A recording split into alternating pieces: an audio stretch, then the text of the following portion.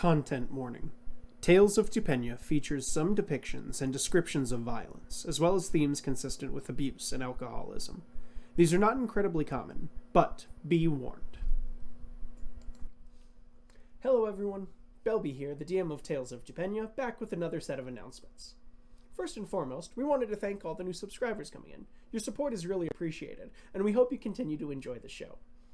To that point, a giveaway will be occurring soon over on the Instagram of 3 t-shirts. Make sure to migrate over there and follow the page for more info on that front.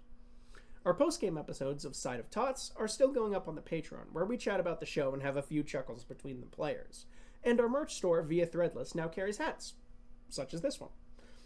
Our second animatic is also proceeding apace. If you haven't seen the first one, check it out in our Tales of Tupenia Shorts playlist on the channel.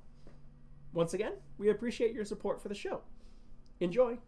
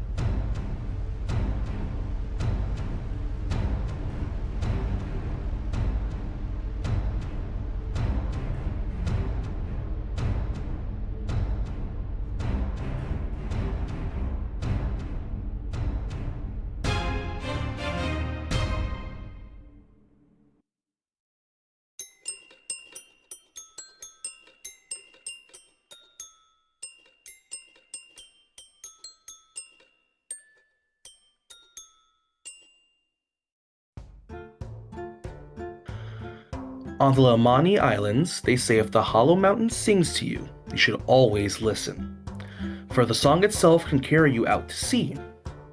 This was, of course, the one place Uprush always wanted to go.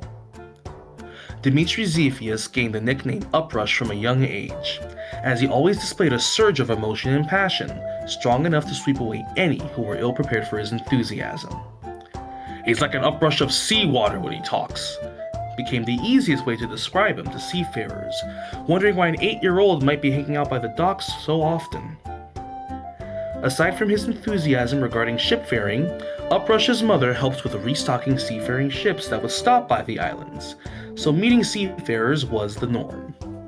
This norm for young Uprush was shaken up when a young girl with curly hair made her way onto the island, proclaiming all the world's gold and cookies would be hers someday.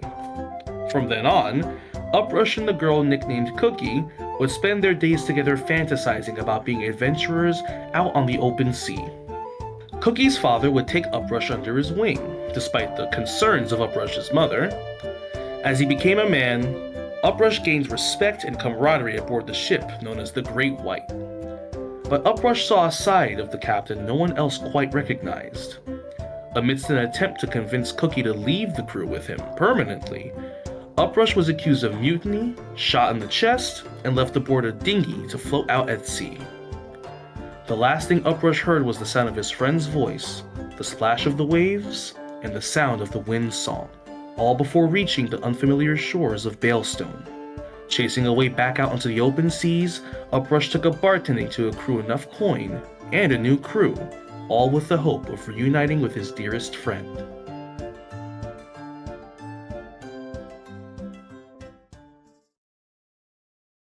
Born to seafaring merchants, Jack and Robin, hailing from Arigian and Kelcary, neither of whom were willing to give up a life on the sea. Hector grew up barely 4 years before returning to the sea for a life of adventure. His youngest mentor in the clerical arts was a steward of the drowned, a medic known as Tim Callaghan. Eventually, his parents' honest merchant dealings led them into conflict with a pirate crew of a fearsome captain, where Hector's parents passed away tragically, with barely enough surviving members to crew the ship into the nearest harbor. Hector's friend Tim took him in, a blessing for young Hector that quickly was dashed as he was left with a smile in the main temple of the drowned stewards. in the town of Cotton's Creek, to be raised by one Albert Sparrow, an older steward past his prime. Hector went on to become a fellow steward of the drowned, sailing the seas, protecting ships from the same fate that befell his parents. One day, a group of pirates captured him and stuck him in the upstairs closet of a seaside cottage, held prisoner for a week until the early crew of the Bearded Dragon found him. A crew that Hector has stood fiercely by ever since.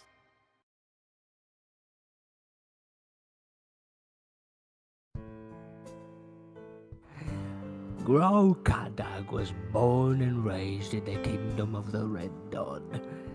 His parents, Shior and Calabax, and siblings and fellow orcs were brutal fighters, taught to hone their aggression in battle against their enemies. Gro grew to become the tallest and burliest of his family, and one of the largest offspring of the Red Dawn.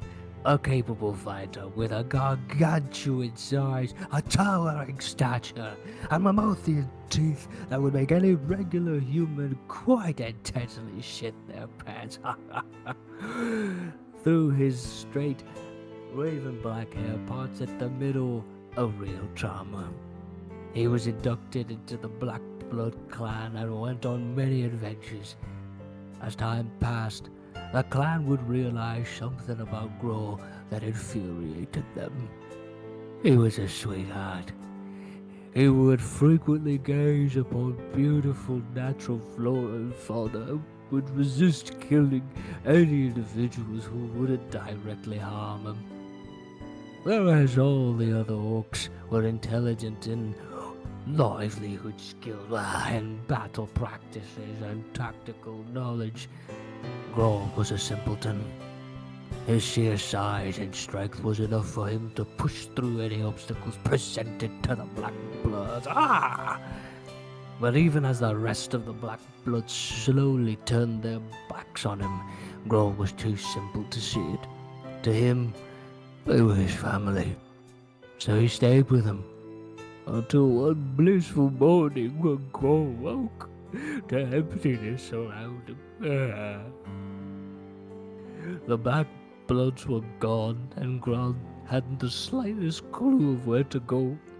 Only a name. Bazalmi. Unfortunately, for Gro, he couldn't figure out how to pronounce it. He wandered the countryside finding people who at first rejected him and were scared of him, but would warm up to him through his politeness and simplicity. After many months of wandering and helping, 3 years later, Gro would eventually make it to the city of Benict in the kingdom of Prostab, where he befriended a total bar owner, Rue, and would help her with chores and errands.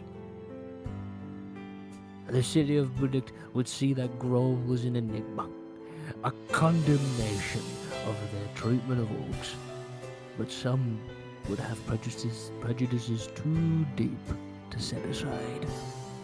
Gro left the city, joining the crew of the Bearded Dragon to chase the thrill of battle and to make a new name for himself. With a new crew, a new weapon, and a new cause at his side, Gro's path wanders far away from those who once threw insults his way, even if he was too simple to understand them anyways.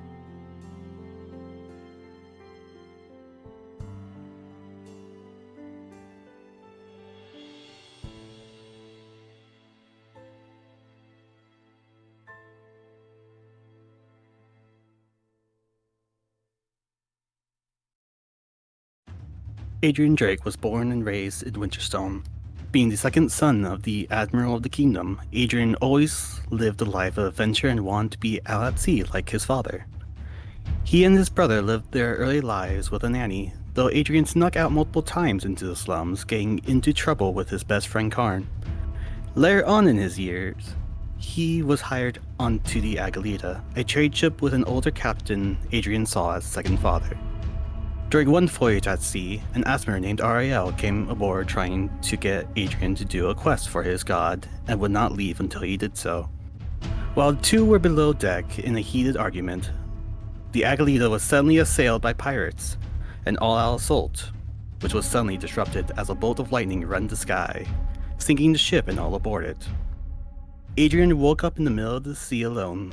At least that's what he thought until days later, a dry voice echoed through his head. The self-same voice of the Asmer he previously encountered. Drake made his slow way back to port, where he and Ariel now share the same body, though not, perhaps, the same goals.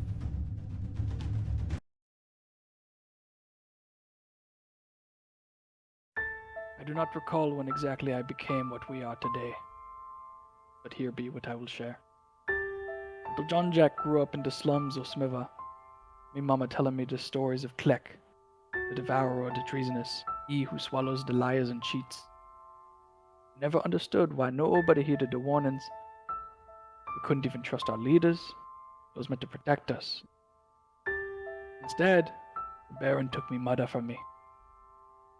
I found a new home in the old elf tree, and found a new family all my own. Then he took that away too. I escaped the town with nothing but my clothes, and a few friends. And me brother in all but blood, I would have followed him to the ends of the world. And I did. And we were free. That the world took that from me too. Han, my brother, he sold me out for wealth and power. Under the thumb of the Baron of Bimbolo, the very man who took everything from me, I found if you take enough from a man, you make a monster. With nothing of the little boy in me left, the fish from my mama's stories spoke to me. I thought it a mere illusion, but it delivered us to new friends and freedom. I know it take more than fables to fix the wrongs of the world. It be taken more than the blood, sweat, and tears that has already been taken. It be taken something more. With me crew, we be feeding the fishes. Kid Roo grew up in a rowdy family. As the eldest of 5 children, he always hoped to keep an eye on his siblings. It wasn't easy growing up in the harsh cold of Satpia, but he was happy. Playing with siblings, ice fishing with his mom, and hearing stories of Satpia's heroics and grandeur from his father. Kid and his brothers, namely Kaivan and Kalir, loved these stories, and grew up wishing to join the military themselves one day. And when Kid was only 19 years old, that opportunity would come right to his village. Kid spent the following years of his life proving his bravery and his skill, and rising up the ranks of Satpia. But in doing so, he saw the nation for what it truly was, and began to doubt the actions he'd taken under a banner he once thought was great. It wasn't until the age of 42, 23 years later, that Kid met Jesse, a young Aarakocran boy he met in a village he was sent to enlist from. A young boy that reminded him of himself. That was his final straw. Rather than setting Jesse down the path he walked himself, he took the boy and they fled into the wastes. They wandered through a barren environment, hungry, thirsty, and left with nothing but time to think about the years wasted and the people he took advantage of. That the country he grew up idolizing and serving was corrupt. Kid Roo was ready to give up on himself, but he was driven by a responsibility to Jesse, to get him to safety. Crossing the waste, the two stumbled into the city of Zukamel, where they were discovered and rescued by the priests of the Albetic Temple. The priests were very welcoming and provided both shelter and care to Kid and Jesse. While the pair recovered, they were introduced by the priest to the Lambent Three, the moon deities, as well as their teachings. The serene grace of the Sapphire Queen, the strength wielded by the Copper Princess, and the willingness to change, championed by the Shattered Prince, which Kid resonated with strongest of all.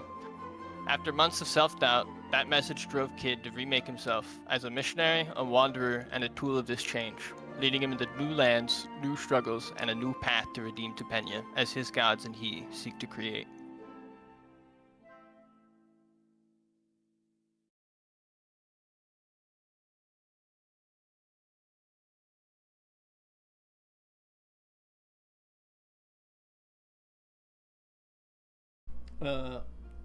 Howdy, and welcome back on a second attempt. You guys won't see the first attempt to this week's episode of Tales of Tupenia.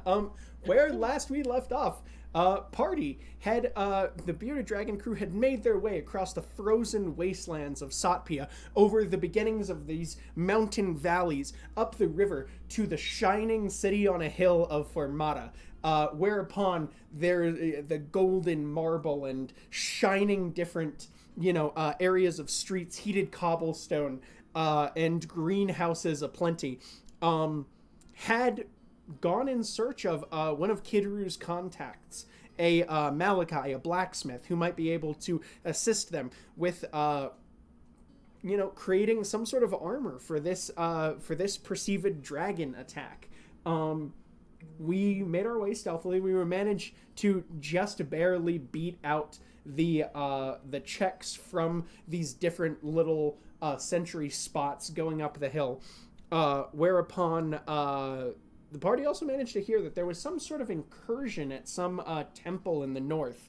Not entirely certain which one that might be. Party had a few ideas, and we had made our way very stealthily through the city upon one of these upper sort of sectioned off cavern areas to this multi-domed sort of house of Kidru's second in command, Berrigan Frosthollow. A shorter, stout dwarf with a beard and a scar across one eye and a little tiny faux hawk sort of hair going on. You guys had made your way inside and joined him for lasagna for dinner, produced by his wife Delia, who, at the moment, for plausible deniability's sake, in case you guys are caught and tortured, is hiding away. And we resume sort of at this dinner in the evening. As you guys all sort of sit down to dinner, Berrigan having taken one of the lasagnas for himself and left 3 others for the rest of you guys, sits down and takes a look and just like, so, I tell you, it's been, I mean, like I said, we weren't entirely certain whether you were dead or not, but, it's been interesting around these parts since you've left through. Interesting in a bad way? He kind of like cocks his head back and forth a little bit, and he goes, I want to say more of the same, but there have been both sorts of crackdowns on refugees leaving from the place. I mean, I can't see how much harder you can get, to be honest, but there's also been there's been some movement in the Senate. There's starting to be some, people who are pushing for a little bit more of a inclusive and less, deliberate, what is it called? Press ganging, Shanghaiing, drafting of people, towards to the army. But it's I don't know. I don't know if they'll get any traction or not. Verinox has had his head completely settled in on this sort of. There's been just this. He's been in the library a lot more than you'd anticipate. I don't know what he's studying, but it seems to be something. Seems to be some sort of whatever it is. It's got a hold of him.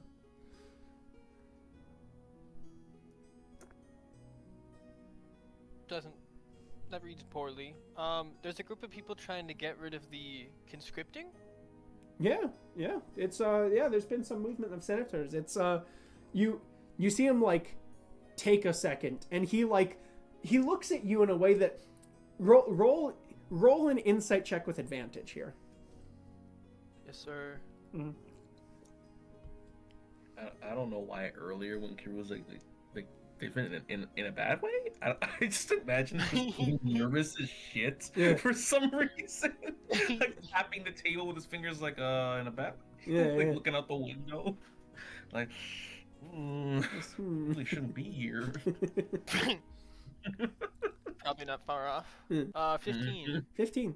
You recognize this look. He's given you a look many times before, where it's like one of those quick little almost like a side eye of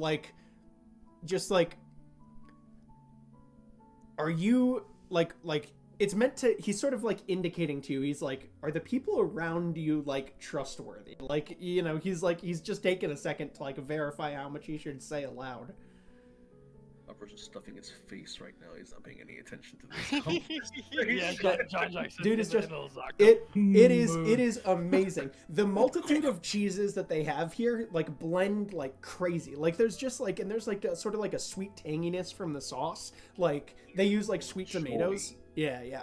He's filled with joy. He loves cheese. Just dive it in. Tanya's great. Yeah, I'll give him a nod. Okay. He looks and he goes, well, I believe this might actually come as news to you.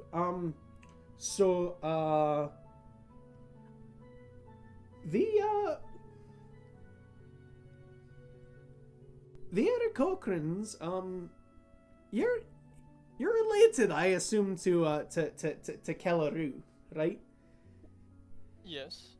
He nods and he just goes, there's been, it's been a bit since, you're gonna watch, like, he's beginning to think through things, and you're gonna watch the expression, like, kind of slide from, like, positive / like, curious on his face, like, sort of, like, thinking through something about, like, you know, planning out what could be the future, and you're gonna see it go to, like, a somber expression, and he's just gonna go, well, actually, probably first off and foremost, your brother's in town. Brother? Which one? Kevin? His retirement is a little bit more, it's a little bit less, with honors than under watch. So he's kind of stuck here at the time being. Is he a prisoner? Not so much, but they've definitely got a close eye on him after what happened with you and yours. Does that make sense? He's gonna take a second. He's gonna rub his chin a little bit, and he's gonna cast a message. Remind me again, Jean-Jacques. You can't hear messages, right? That's not a thing that like Jean-Jacques currently possesses. Only when detect thoughts is up. I'm trying to only if detect thoughts is up. Okay. Yeah, I can't like spy on other people's messages. I was trying to remember Mind Mage because I think that there's a thing like later on, but I can't remember what it. Anyway, he points over at you, Kitru, and you're gonna see him cast a message, and he's just gonna go, honestly, I know you said it, but this is something that I thought might be better for your ears alone. Yeah, I think that after what happened with Christ and what happened with yourself, I think that they're kind of on high alert about the family. So honestly, it's good that Kella's been able to get as much done as she has. What is she getting done? She's the one, oh sorry, I haven't mentioned. She's the one that's leading the commission. In the Senate? Yeah. She's got some movement behind her. I think that mainly it's due to just there's, how do I phrase it? You guys had enough pull around you that it's hard to discount her if she's front and center. You know what I mean? Is she in danger? Not certain. He's gonna go back to after this like first the set of messages about Chris. He's gonna go back to speaking aloud, and he's just gonna go, not certain. I mean, I don't think so. Really, sort of depends on who she's managed to tick off. To be honest, I'm not. He puts his hands up and he goes, I've done the same thing that Kyvan has. I've just figured let me get the fuck out of the Legion as quickly as possible. It's probably for the best. No, so pardon me. I'm sorry. You said y'all were in town. I've taken up a bit of your time just chatting. Yeah, he's gonna look around at the rest of the party. He's gonna go, I believe I mentioned myself briefly, but Bergen Frost Hollow, pleasure to make your acquaintance. And he's gonna go around and like gesture. He takes like a little piece of lasagna on a fork and he's just gonna gesture with the fork at you guys as he's going around. Like he gets distracted mid bite and just like Bergen Frost Hollow, and he's just gonna start pointing at different ones of you. Over swallow it. Opera. He's gonna nod and he's gonna go, enjoy the cooking, are you? It's wonderful. She's he goes, yeah, speaking of, yeah, do the best you can to not interact with my wife and my children as much as possible, again just for plausible deniability. Sir, easiest way to shut me up is to give me a plate of food. I can promise you that much. Wonderful. She won't hear a word from me. He's points over at Jean-Jacques and he goes, little man with the hat.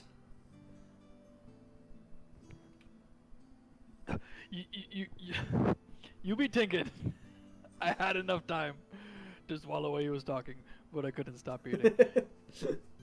Exactly what he said. All right.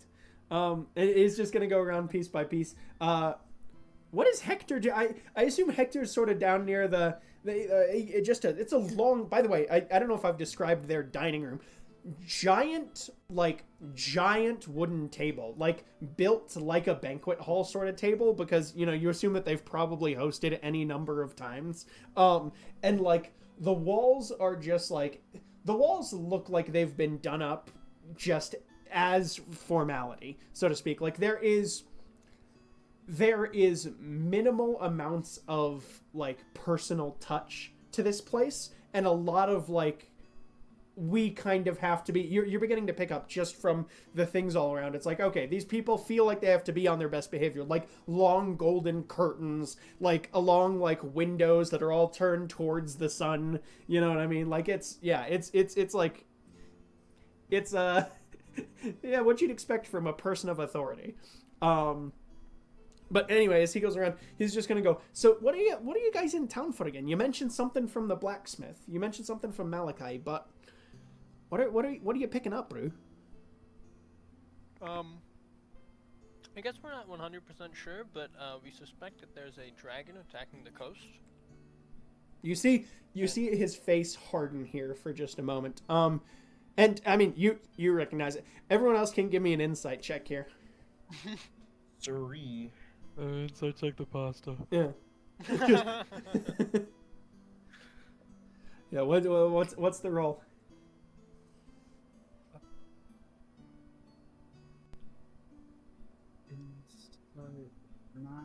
I rolled 16. Okay. 7. 7. Okay. So usually enjoying the pasta. Uprush right now. is just diving in. Yeah. What was that from Jean-Jacques? Oh no, I wasn't joking. Oh no, well yeah, but what was the insight check? Oh, are you not rolling well? Okay. Yeah, I was just yeah. I'm good at these.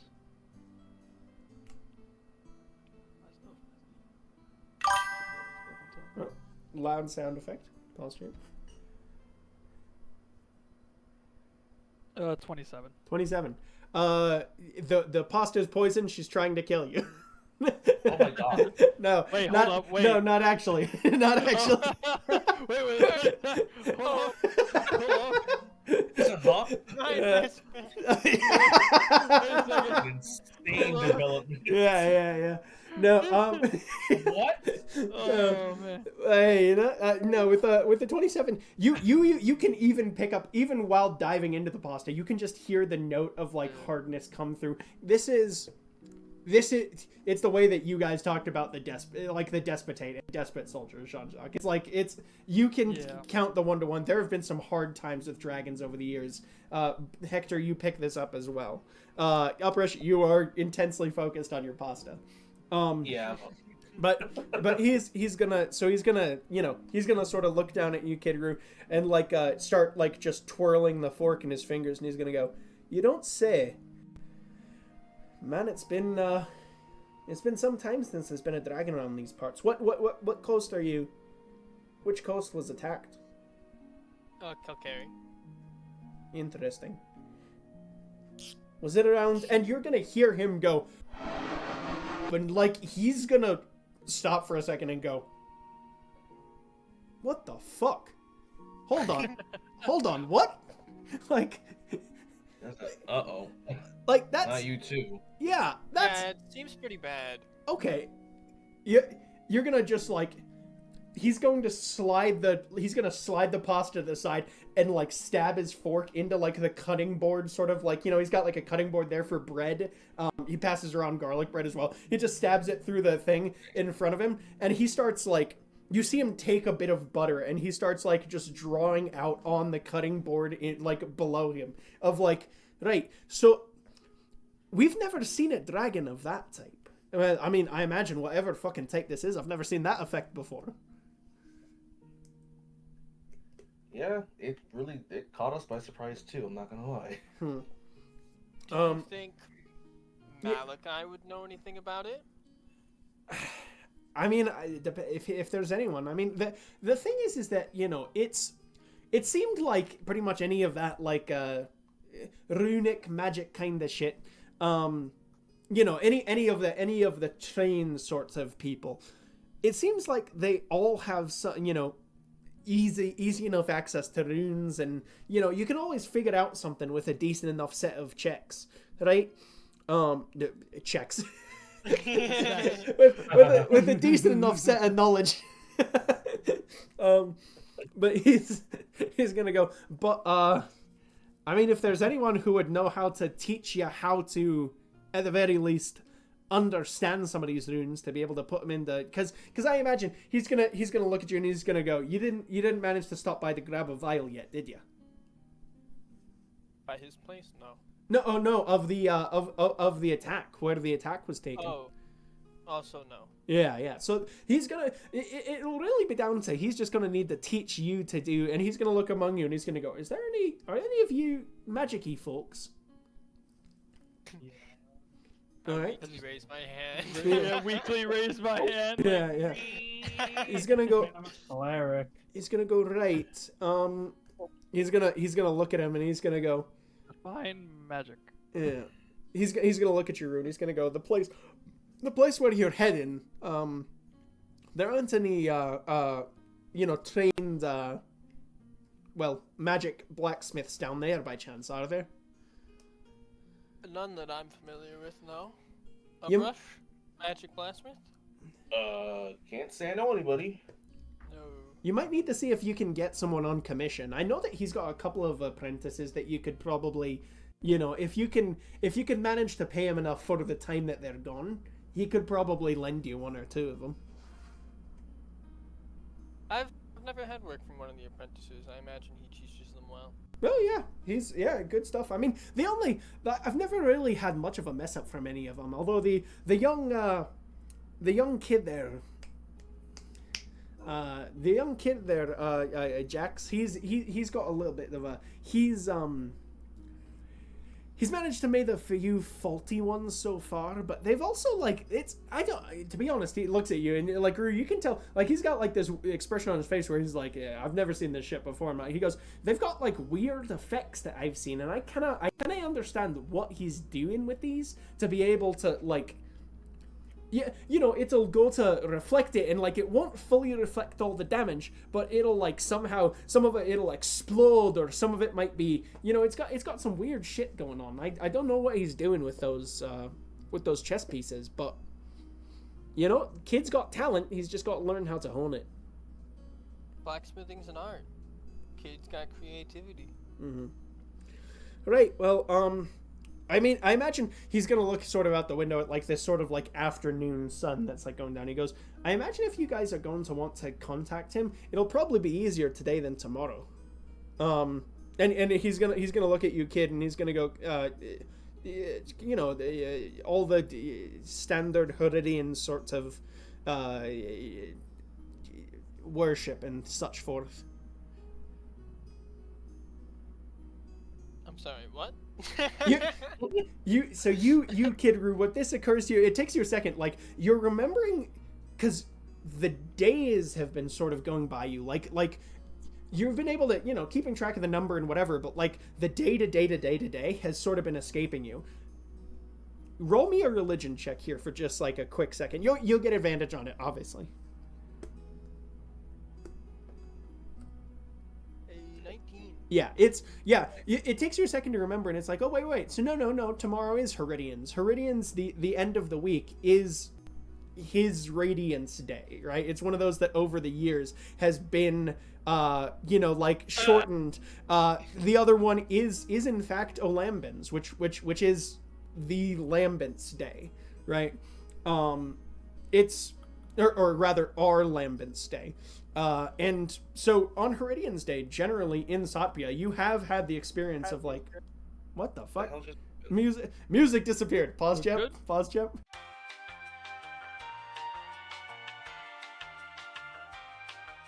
But yeah, so on Heridian's Day, Kidru, it's generally there are like all of these sorts of events that are like treated as like worship, right? So there's a lot more people out and about. You could attend some sort of morality play. You could attend some sort of gladiatorial combat. You could, like, anything that is like dedicated to the Radiant King is seen as an act of worship, but like everyone's out and about on Heridian's Day.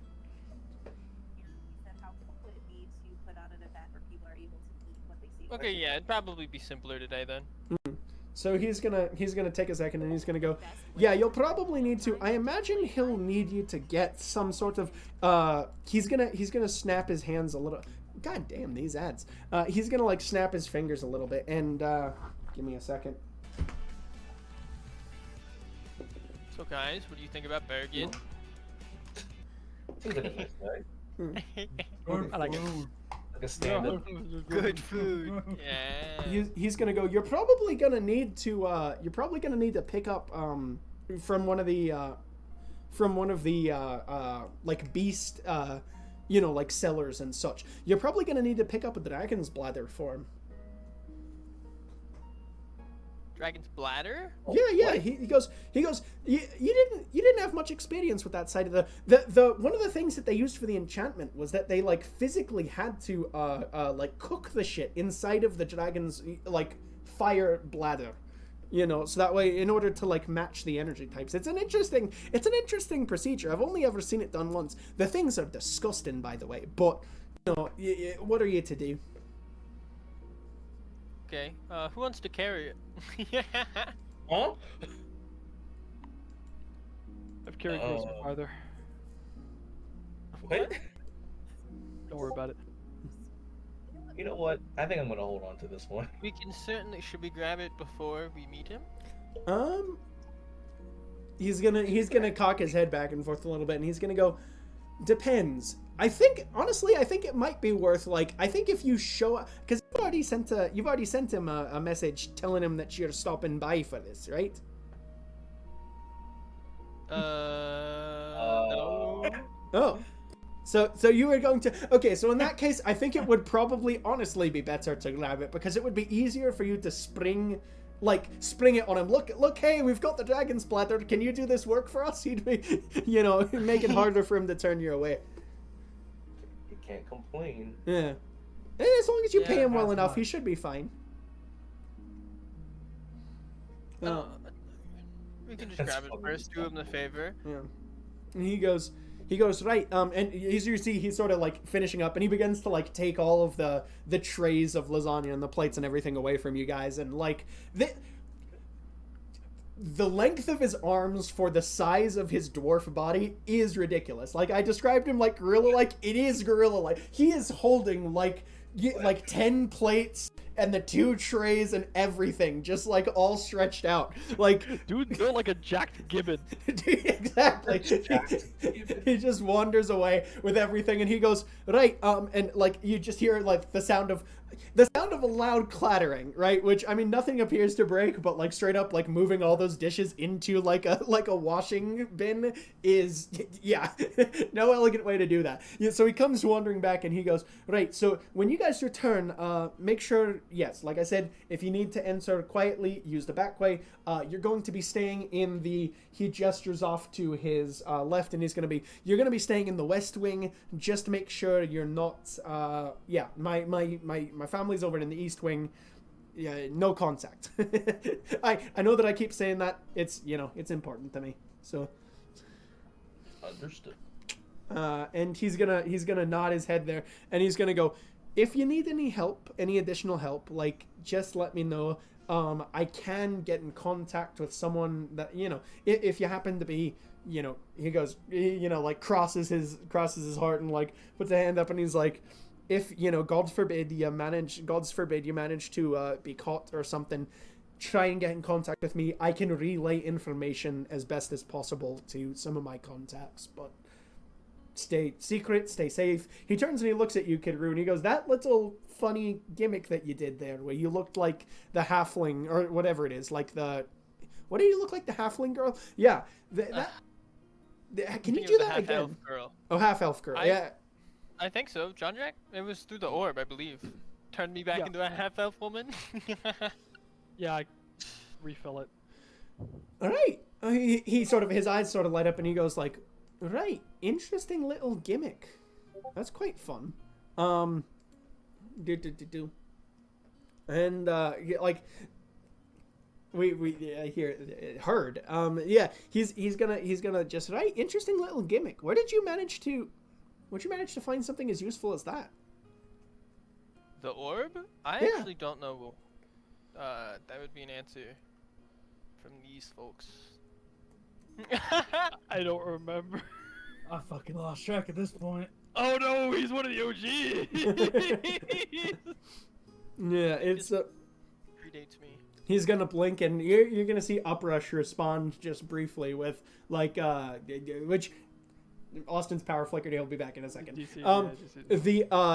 see Uprush respond with, I thought anyone else would be able to answer it for a second, then I'm like, oh no, he got it in the little jigsaw box. So he's like, you see him like pull a little tiny. I vaguely remember him playing with it. Yeah, you see him pull like a little tiny like wooden box out of his pocket and just like present it, and like, and you see him go, interesting.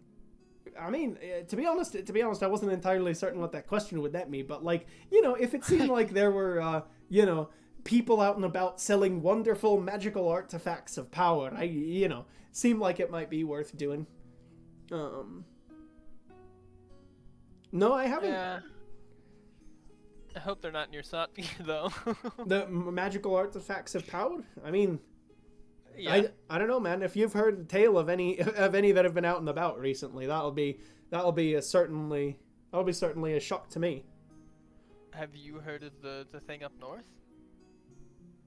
You see him like cock his head for a second, and he go, "No, was that something that you was that what you said you had information coming in? What was that? What you heard?" Did I have information coming in? Yeah. Sorry, when you met me, you said you had some information for me. I assume it was probably that, right? Oh yeah. Oh. I mean, I was gonna mention that. I don't think there's really much else. Yeah. So what exactly thing up north? What was going on? Do we know very well? I think it was some kind of shrine, a religious shrine. But other than that, I don't know that we have a temple to the. They said that Stewart, I believe. Yeah, they said some sort of temple was destroyed. Yeah, he's gonna cock his head at that as you say that, the desecrate, and he's gonna go. My vision of the thing in the frozen waterfall. Is that what we're talking about? Interesting. Well, we got your vision, but then we also heard from the guards on the way in. Yeah. Interesting. I missed the guards. So you're talking about the. He goes. So you're talking about that. You said up north. You said what? Frozen waterfall, something like that. Waterfall below the. Interesting. He cocks his head to Kid Roo and he goes, "That sounds like that. I mean that area where the kids go to play. Whenever not the cavern itself, but where there's sort of You remember the sort of beach up north where it gets nice in the summer. Oh. Yeah. He's gonna like look at you and like, so the sort of season, you take a second and you're like, you are coming towards the end of fall right now, because the seasons in Satpia are sort of like, they're what is it called, like warped, right, because of the northerliness of the climate and like the over. So for example, winter is 4 months long, as opposed to like most other places it's 2.5 of like every thing. Winter goes barrens to thawing. Spring is just the month of birdsong. Like, it's a very quick shift to summer, right? Then plant into high harvest is summer, and fall is just falling before it like freezes back over. And he goes, that surely can't be a coincidence that it's about to be, that's about to close back up and someone's broken in to destroy it, right? They're closing it up? Yeah, it freezes back over. Freezes back through the winter. Okay. Yeah. Right, because it said we had a limited window to go look at it if you wanted to. You'd have to wait next Right. year. Makes sense that it would freeze over again. I mean, someone blew it open, so it's still open? Well, no, I mean, I based on what he said, it sounds like someone fucked up the temple. The temple's pretty far down there. You've got like go down the open cavern that then freezes back up, and then you have to cross across this sort of. It's. To be honest, I hadn't much knowledge of there being a temple up there, but it makes sense. I mean, you hear from time to time that there are ruins and things discovered underneath different, elements of this world. I heard that, I heard a very interesting missive about them discovering some sorts of, like ancient city underneath the city of Tens in Kelkari. It's like, it's new stuff. Yeah. Really? Yeah. Yeah, he turns to you and he goes, Abandoned? He goes, yeah, there was, underneath Tens, there's basically, from what I had heard, there's some sort of like, we had word from a spy that was, that we caught coming northward to relay information from what is now and he goes, piss. And he's just gonna go, we caught word from one of their spies that there was some sort of like infighting between them and some other group in the city. But that, I mean, I guess apparently there's some sort of like fucked up ruin beneath it. I've got no idea exactly much more than that, but I tell you, it was certainly interesting to hear. Well, thank you, Bergen. You are as helpful as ever. Yeah, cheers. He goes, enjoy, give Malachi a shout from me, and I mean, if he looks at you, Kidru, he's gonna take a second, and like, as everyone else is like packing up, he's gonna pull you aside real quick, and he's just going to go, man, it's probably worth doing this. I'm gonna send you guys to the Whisper Realm. Go to the brig. Whoa. Go to the brig. Go to the brig. Go to the brig. Good. Okay. Because this is a perfect opportunity to do this. We now have a separate Whisper channel. He's going to take a second and he's going to pull you aside and just pat you on the shoulder, and he's just going to go, is there anything about your siblings that you want me to do whilst you're here? I don't know if, you have a way to get in contact with them. I'm not sure how many of those sending spells you got access to. Probably not a lot. So, Kyvan's being watched. Right. Is reaching Kella possible at all? Also, probably not. She's a senator. I think it depends. I think that they've probably got eyes on her, but I mean, you managed to make it through here. I don't know how stealthy you guys, needed to be, but if you managed to get inside Fermata proper, you probably would be able to find your way to them, but it would be I think it would be a process. But for sure, I don't know, man. I'll tell you, I think that Kyvan is, I don't think he's necessarily in danger, but he's not really free to move about the city much either. Like I said, they've got eyes on him. It feels like especially after, and you watch him go sober again. He goes, it feels like after Chris and yourself that they've just labeled like red flag family, so to speak. Is Kalir here? He's gonna like take a second and he's gonna cock his head, because like you probably have had like brief discussions about Kalir over time, but like he's gonna like cock his head and he's just gonna go, Kalir, I think last I heard he was the columnist for like the Fermata Times or something like that. One of these editorials that's being printed around. He's a writer? Yeah, well, I mean, it's from what I've heard, it's pretty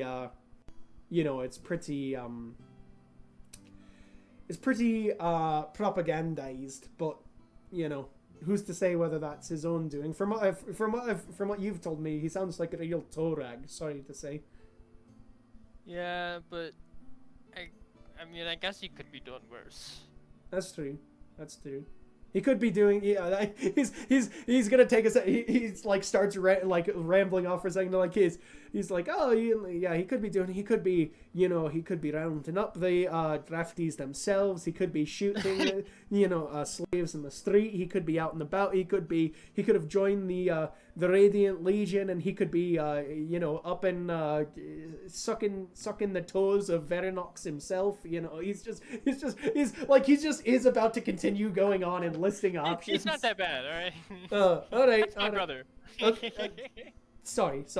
He like kind of chuckles a little bit and he goes, "Hey, family." Right? And you remember like conversations between you and himself about like his younger sister was kind of like very much a like, how do I phrase it? Like an evangelical type of the Radiant King, where like it was very often like, and you bow to his light and you inscribe his name above the door to your homes, and he's like, you see him like shudder for a second and he just goes, yeah, we don't really talk about it as much nowadays.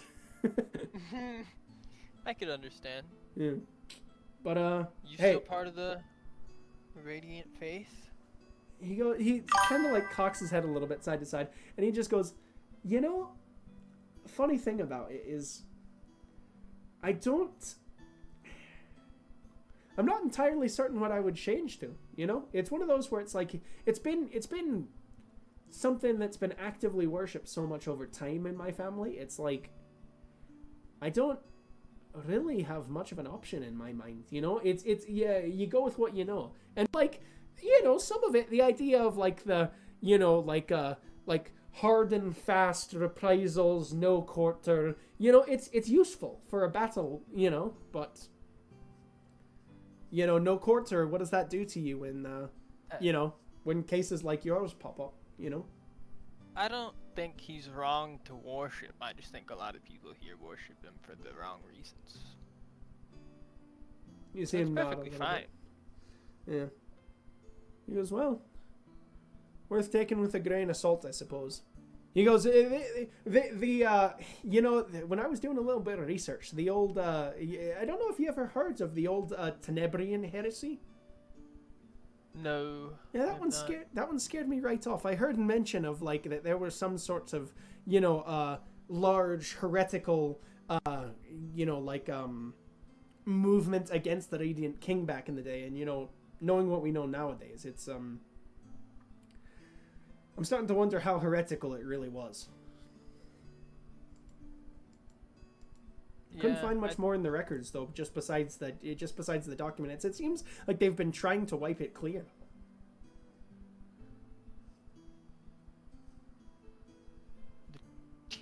How do you? Oh yeah, he goes. It's called the Tenebrian heresy, spelled Tenebrian, and then heresy. Thank you. Yep. No, I had not heard of that, but I'll be honest, I wouldn't be surprised if it was just forcefully shut down for no reason. Yeah, I mean, who knows? Praise to Heridians and all that, and he's gonna clap you on the shoulder, and he's gonna go, anything else? You've basically just like effectively, as everyone was gathering their supplies, he just kind of like led you back to like effectively where the like cabinet bar would have been on like the far end of the hall, just like pretending that, you know, such that you're like pouring drinks or like something like that. But he's gonna take a second and he's gonna look at you and he's just gonna like, you know, like a wee chill sort of look, you know. Yeah. I'm a hit him with a. I have a son these days, and then wink at him, and then turn around to leave. Huh. He's gonna go, you absolute dog, and as you wander off. All right, and let me drag the rest of the party back in. Bang, bang, bang, bang. There we go. stolen back. Whoa! Back from the brig. All right. I've been abducted. Yep. All right. Welcome back, man. And you guys see Kid Roo comes wandering back over to you guys from where he was at the other end of this hall at this sort of like standing like wine bar, it looks like, basically. Wine bar? Yeah, yeah, straight up. He's got at the end like a little like a wooden cabinet bar. Pushes him out the door. Whoa! That dude just Everybody out. yeah. All right, and so you guys head out of Bergen's, and you are heading back down towards the city proper to this sort of like lower level before it spirals back up to these like opposite sort of caverns. So you guys head down proper, and it is starting to get, traffic's getting a little bit less busy. It seems like everyone is finished there. This is heading towards like mid-evening, like your 7 o'clock sort of window, right? And it seems like everybody's already like mostly made their way home. You see that there are still a few people out and about. You see that there's a like a small puppet show that is going on one of these corners, and you see like 5 or 6 little kids. You know, you see an Aarakocran child who's like wrestling a furbolg, and meanwhile, like an older Aarakocran child is trying to pull the furbolg off of him, and he's like, no, you've got to pay attention. They aren't going to do it again. You know, like trying to get his brother to pay attention to the play. You guys wander down and along. Kid Roo, you know where. Oh wait, you guys are going to the Beastmaster first, so, like the one who sells the beast. 8. I'm gonna just ask for a quick, if anyone knows the term for a thing that sells beast parts, like a seller of beast parts. A butcher? Beastmonger. Beastmonger. We'll do a beastmonger. When in doubt, monger. Yeah, we'll do a beastmonger. So you guys go to like wander along, and Kid Roo's probably not been there many times. So are you taking the lead as the navigator here, Kid? Yeah, I might as well. All right, hit me with a survival check with advantage from having been here before. Like to Fermata, you know. A natural 20. Fuck yeah. All right. I've been to the Beast Shack, boys. And Yeah. knows exactly where he is. You take a second and you're like Beastmonger, and like just there's like a moment of like, oh wait, no, hold on, I have been there before. It wasn't like you weren't picking up any dragon parts, but it was one where it was like, what was it that you would have needed to use? Like you were focused on buying.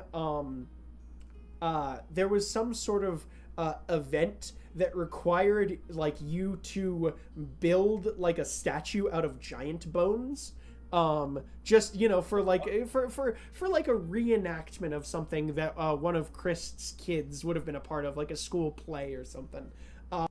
And so you like you start like you're like, hold on, I do remember this was years and years ago, but like bang, it's right back. And so you wander sort of through the marketplace, and you're able to find your way down. There's sort of down one of these side alleyways. There is basically a standing at the very end, like an open walled sort of carve out into one of these like yellow brick sort of, you know, like walls here, right? And inside the carve out is just literally like, it is built basically like an amphitheater where the dude just has multiple tables aplenty with just shit all over them, like just different, you know, like what's an example? Like a you know, he's got like grung toenails, and like he's got like giant bones. He's got beaks of like rock beaks, which apparently he's got 2 whole rock beaks here, which, for a giant fuck all bird, the beak of that thing is like 10 feet long or something like that. Hold on. Oh my god. Can we rewind a second? Did you say grung toenails? Yeah, grung toenails. Yeah. You interested? You and What? me. Interested? We're gonna fight. All right. You specifically you and me, AJ. Yeah. Perfect. So you make your way up to this guy, and you see that there's sort of it's been years since you've seen him, but there's sort of a elderly gray, like graying beard, graying hair, Eladrin here. And like he sort of takes a look at you and he goes, "Well, hello there, Miss you half elf lady. It's what are you looking for?" He sort of like looks around at all of you guys and he's like, "What could a group of adventurers be wanting from me this late in the evening?" We didn't workshop this, did we? What were we? I stroll up as the old man. Yeah. Oh, you're the old man. Wait, the same old man? That's true. He is the old man. It's my Okay. grandfather. Yeah. So Okay. we have the same shtick. Like we're not changing it. It would be Until very the fun. old man and the lady, young I lady, are want- wanted for horrible crime. We're sticking with it. Okay, I wanted to verify you weren't just power moving on him by turning into him. Like, for a second, I was just like, hold on. What approach are we taking No, here? we saved those for specific scenarios. Okay, and cool. shopkeepers is not one of them. Okay, yeah, wonderful. So you wander up, No, yeah, and he goes, yeah. "Oh, it's nice to see you. Well, I mean, I haven't met you before, but a fellow, a fellow wizened Have I met you face. before? Have we? Roll an insight check." Your childhood friends. Yeah. Maybe when you used to live here, Grandpa. Yeah. Dirty He doesn't 20. live here Dirty before. 20. Dirty 20. Yeah, on this, you think that old man, that he has dementia. He's got some trouble, man. He's having a little bit of, like, He's got it. I'm role playing. Yeah. This is great. He's like, All right. yes, I do recognize you, actually. It's good to see you. Long time no see. Yeah. Anyways, yeah, I'm looking for a dragon's bladder, not the back one, the front one, the fun one, Oh, interesting. We don't get too many. You see him start pattering off along his, like, rows and rows of tables like you would see at, like, maybe like a auction or something like that, where it's just tables full of shit for like 7 rows deep, right? And he's just like wandering along. So like 50 tables basically full of shit. So he's like wandering through and like you see him begin like pulling stuff off of tables. You see him lifting tables that are like sitting on top of buried in the ground other tables that are below them. And just like not Just didn't you crazier than that one candy hut at the South Florida Fair. yeah, didn't you There shelves was. literally just multiple tables stacked on each other. So this guy, you see him like lifting stuff off. He pulls off a table, pulls up the table, and under the second table is in a carved, I'm talking like this thing is maybe like, for big dragon, maybe like 15 by 15. It's a huge fucking, like, it's a big sack, which just giant sack of what appears to be like smoky, like reddened, like dark reddened meat. And he's just like, right, I don't actually know how you're going to move that, but, I changed my mind. How big by how big? 15 by 15. Perfect. Yeah.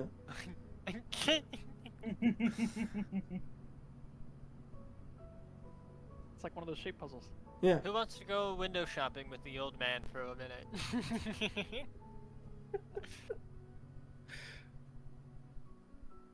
I guess I'll go. I'm gonna lean over to my supposed granddaughter. Yeah. thought you said. Never mind, we'll talk about it later.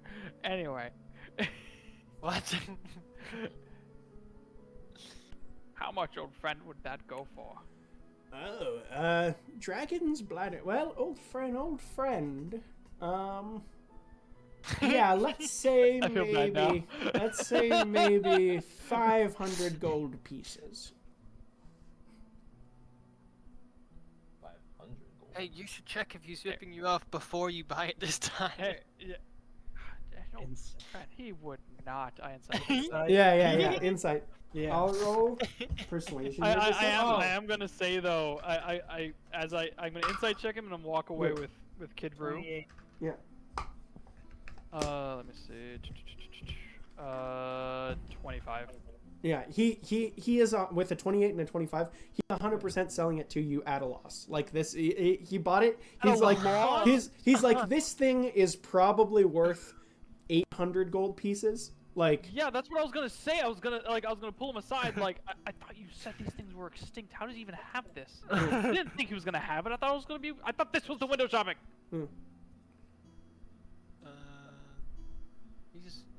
You should know. You guys know each other from back when, right? How did Dude, you I'm get into the business? bullshitting him. Shut up. It's fortunate, all right. You could pay him 800. Just give him the full price then, if you feel bad. For an old friend. I guess yeah, we do kind of have that kind of gold, don't we? That's what you guys keep telling me. Yeah. I kind of look at Admiral Uprush. Mhm. I feel compelled to do this man good. It's a weird feeling. Either that or I'm nauseous. So, This is a good thing. I mean, doing good makes people feel good. If it'll make you feel good.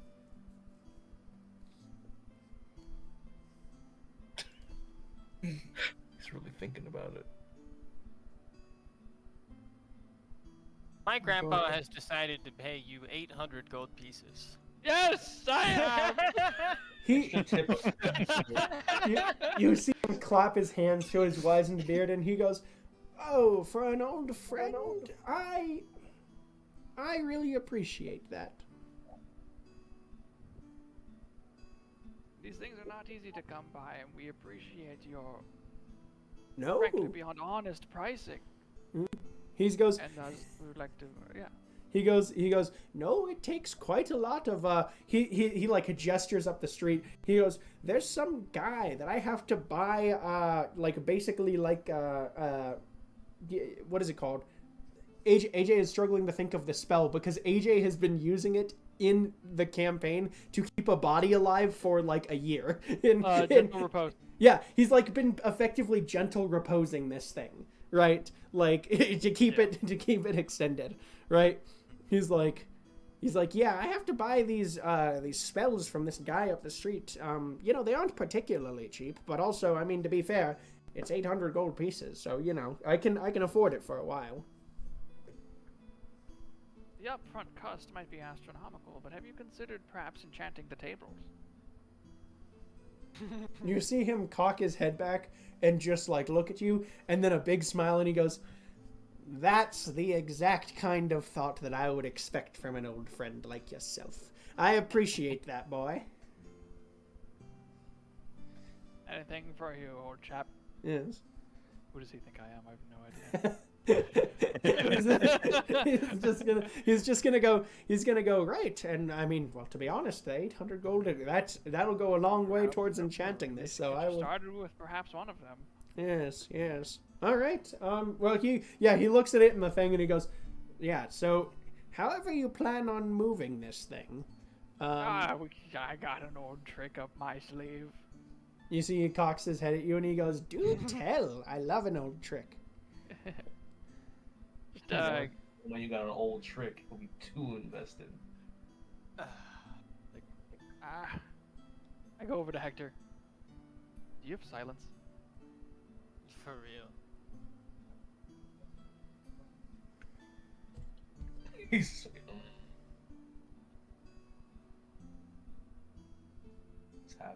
Oh, yeah, I do. Oh, thank God! Cast that bastard! All right, plug your ears. This can get pretty loud. I'll cover my ears. Mhm. Just in Cast silence. Okay, I open the hole. And I imagine, yeah, awesome. I just shove my hand into the hole, give her the finger, and just shove the giant dragon organ into it. funny as. Yeah, cool. Mhm. Thought it'll be that easy. And with that, you guys close the hole, and Dismiss the silence.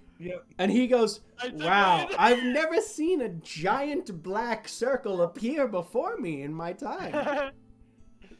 It's a really convenient tool for moving large things like this. My adventurer buddy showed it to me. Yeah. And it's been a riot, but sometimes you open it up and it really is a riot. Yeah, yeah. So I'm glad, yeah, we can. All right.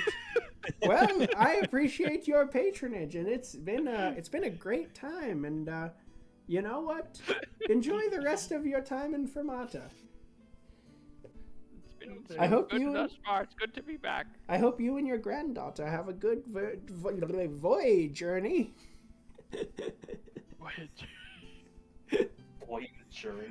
It's been a pleasure to see you again. Pleasure. And you see, he Blessings. he takes the 800 gold, mark off 800 gold from party funds or character Yeah, I already sheet, did that. and he takes Oh, it you all did it? Okay. and he pushes Oh, yeah, it into a very large sack and like hoists it, and then begins like toddling off up after you, like in the direction of wherever the. Someone get this man a bag of holding. And yeah, and we you find your way out of the beastmongers. You make your way back. So into... happy you had silence up. Yeah, you make your way back into Fermata proper. And I had my own I'm gonna need a But before I perception. leave the shop, Okay. I do want to reload. And as he's like hauling the thing away, I'm just Yeah. reload the slots on the. Oh, okay, yeah, on the disguise. Yeah, sure. All right, as you guys make your way back into the city, I'm gonna need a perception check from everyone. Okay.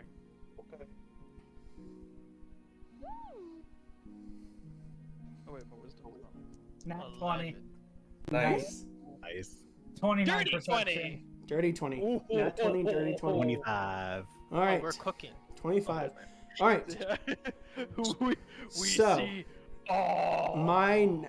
What was the total on that natural 20?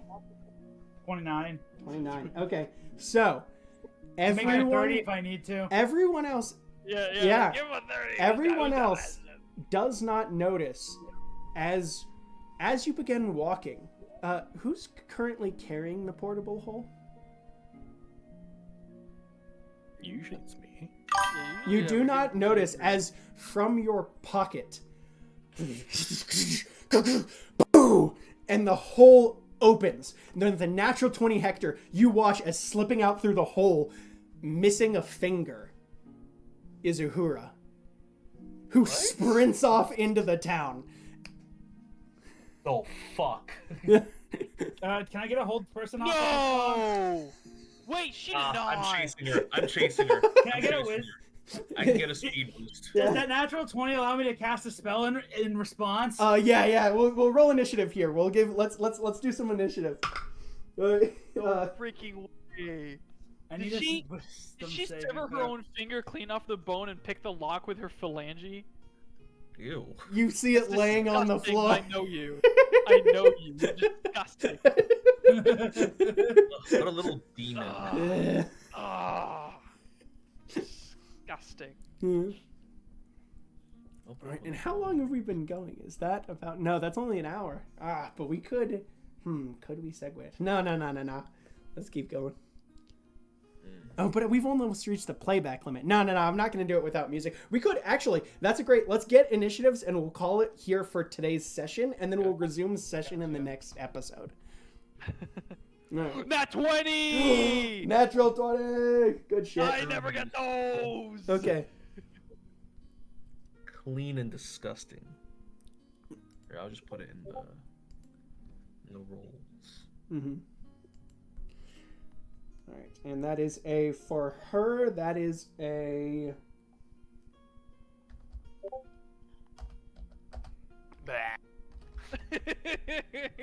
And will I get that hold person on the start of the next one, or do we want to just add that to the end of here? Well, it depends on that's. I think that's what the Oh, initiative an is. initiative. Here. Oh, you're Yeah. okay. Because her that's stealth, 26. her Fuck her. stealth was crazy. I shit you not. Like the stealth was like a 28, right? It was like literally a natural 20. Okay. Yeah, it was that was what caught it. Because it doesn't describe, I don't think, a sound when the portable hole is turned open. But okay, now that we got the I was initiatives, just bullshitting the dude. and we'll wrap that up, and you'll see the continuation in just a second. All right, and howdy, and welcome back to this week's episode of Tales of Tupenia. I forgot. I'm splicing this together with the other one. Well, hello, welcome back. I'll give a quick recap for the party though. Where last we left off, you guys had been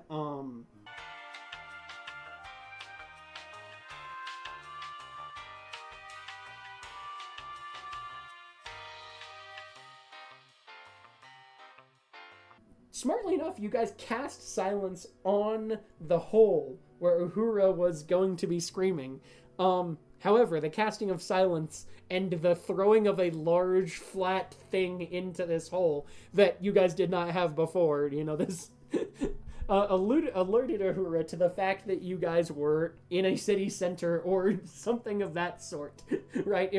There's a large thing here, they're casting it, they don't want me to get out, so clearly this is the time to get out. Whereupon, bursting from the hole on Adrian Drake's side, Uhura missing a finger, which she had cut off, bitten out, and used to lockpick her way out of her invisible cage.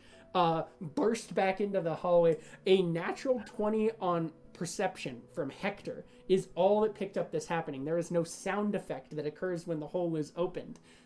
A natural 20 is what picks it up. And we kick into initiative here, which we will just be doing theater of the mind. Yeah. Because, there was no map that fit the thing. So, top of the queue, who gets to go first on a natural 20 is Jean-Jacques. Nice. No. Yep. Do I know where she is? Yes, you see her standing before you in the street. You think we're up like dice? Okay. I was gonna ask you the same. Shit. Yeah.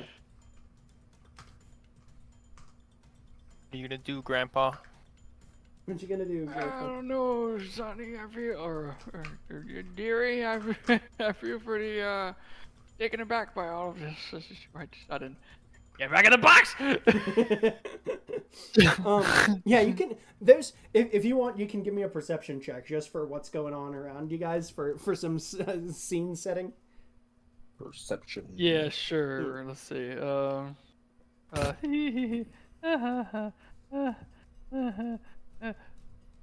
9. I mean, it's pretty late in the evening. You don't see too many people like moving around, really, right? You get the sense that like there are a few people, but nobody appears to have caught vision yet. Mainly because Uhura was trying to stealth out of this thing. So, yeah, you have this turn before she gets to do anything. And you're sort of on one of these like back alleyways of this merchants area of town. But you don't know when she gets onto the main pathway where she's booking for. Yeah. So, does hypnotic pattern go through walls? Hypnotic pattern. I don't believe so. I imagine it would like originate in a spot and then spread out from there. Yeah, like, it wouldn't like go through. Okay, good, because I just want to slap her with it. Okay. Yeah, I'm gonna cast hypnotic pattern just on her. All right. Wisdom saving throw. Area. Yeah. Right. Yep. Wisdom saving throw. Ooh. That's all right. 16. Does not make it by 1. Ooh, okay, good. Well, I mean, so that's your He's turn. reduced, incapacitated, speed of 0, Just a drooling Yeah, and flesh statue. Oh, so they at the end of do they get an end of turn or no? No, with a range pattern, each creature in the area sees the pattern must take wisdom saving throw. Failed save. Spell ends for an affected creature if they take any damage, or if someone uses an action to shake the creature. Oh. Let me double check. I got a link for it.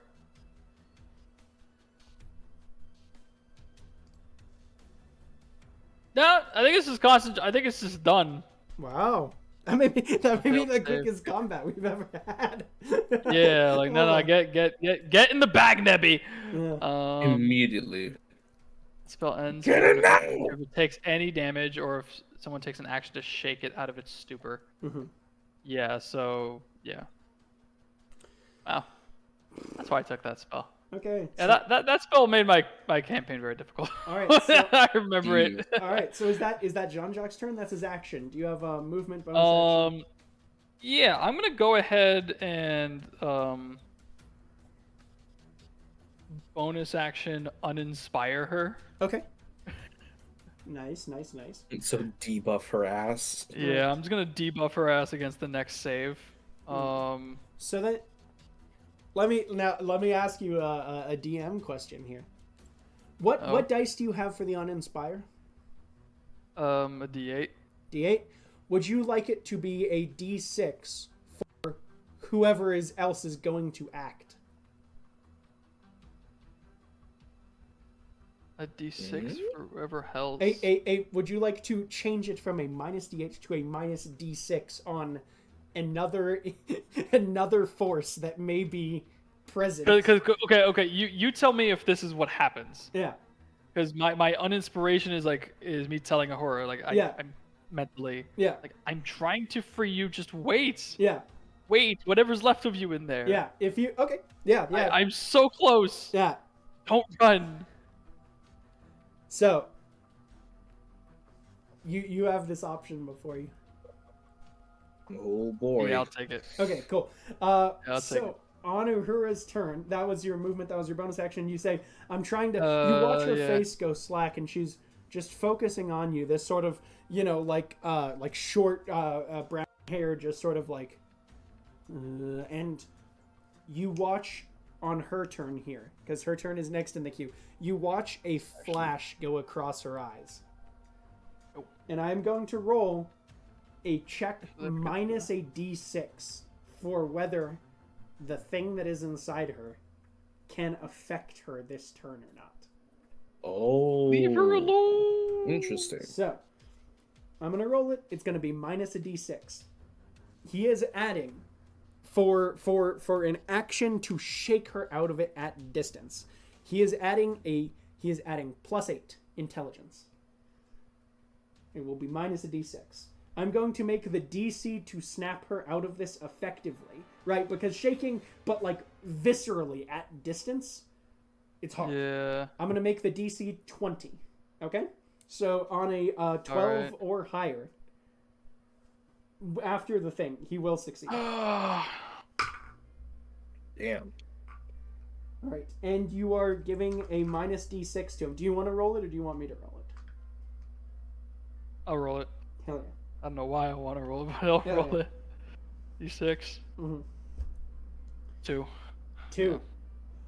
On a 12 exactly, a -2 does save from this effect. And so you watch as flashing across her eyes, there's a moment of anger where these like yellow eyes burn out of her. Like you watch her normally like dark brown blackish eyes burn gold for a moment, right?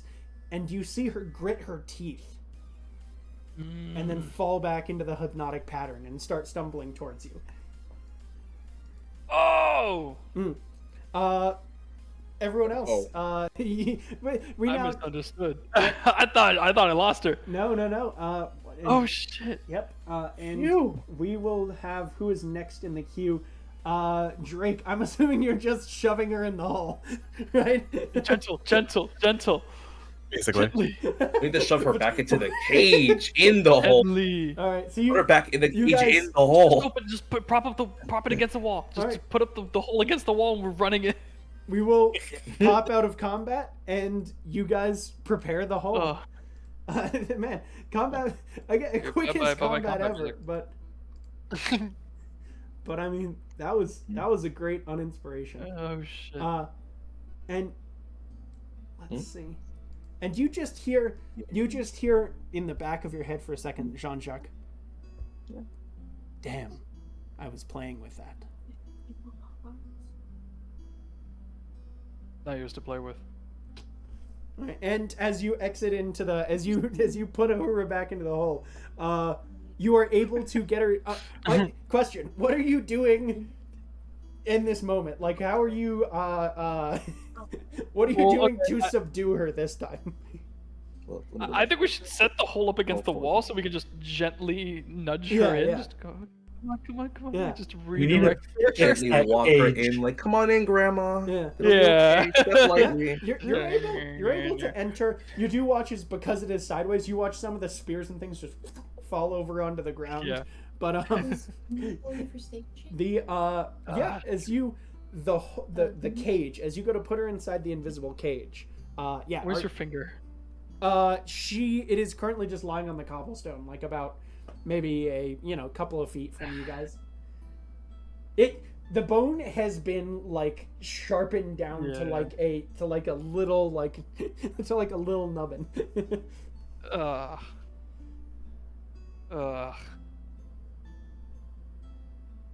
Is she like bleeding at all or no? It is lightly bleeding, but it's not like it's. Okay. It is sort of like the appearance of like deoxygenated, coagulated blood. So what deoxygenated is blue, right? Yeah. So, or is it like no? dark red? It's still red. It's just that in your arm, like the light plays a. I can never remember with veins and shit. You know what I mean? Yeah. No. It's all red. It becomes more. It becomes slightly browner. Yeah. Like slightly. So you watch this sort of when like it's brown deoxygenated. goop just slightly like dripping. So she's dead. It appears that way. She's dead. Like she's not. Yeah. Yeah, I hate that. But you guys are able to get her into the cage, and I ask again, how are you restraining her this time? Still got plenty of rope, but yeah, we could work just that well. I'm ready to do a full railroad tie-up. Yeah, hog tie. Yeah. All right. Yeah, it's tempting. I mean, have I imagine chains if for the she's like invisible pseudo cage undead, as she's well. not comfy. Are there chains in the invisible cage? Or any around it, tie her up and then tie up the cage itself. Oh, Yeah. I see. Yeah. You could. Yeah, Honestly, you could we could just you guys- pour hot wax in the lock, and we could just heat it later and then melt it back out to make it functional again, True. so that she can't like get in there and try it again. Ooh. The shape Clever idea. 'Cause I don't think she would be able to generate enough heat to do that, to melt that out. Just essentially ruin the lock until we could just cook it. Until you can fix it. Yeah. Clever Yeah. idea. Why do I feel like we're gonna regret that if we do it? I don't know. We might. Because But it's a I'm magical master object. We of- can heat it up. I just feel Hot. this like Really hot, like way hotter than regular metal, and it shouldn't deteriorate it. there's just something in the pit of my stomach telling me this is gonna come back to bite us in the ass later if we do it. but Everything don't we have a lot do of comes other back to options. bite us in the ass. Yeah.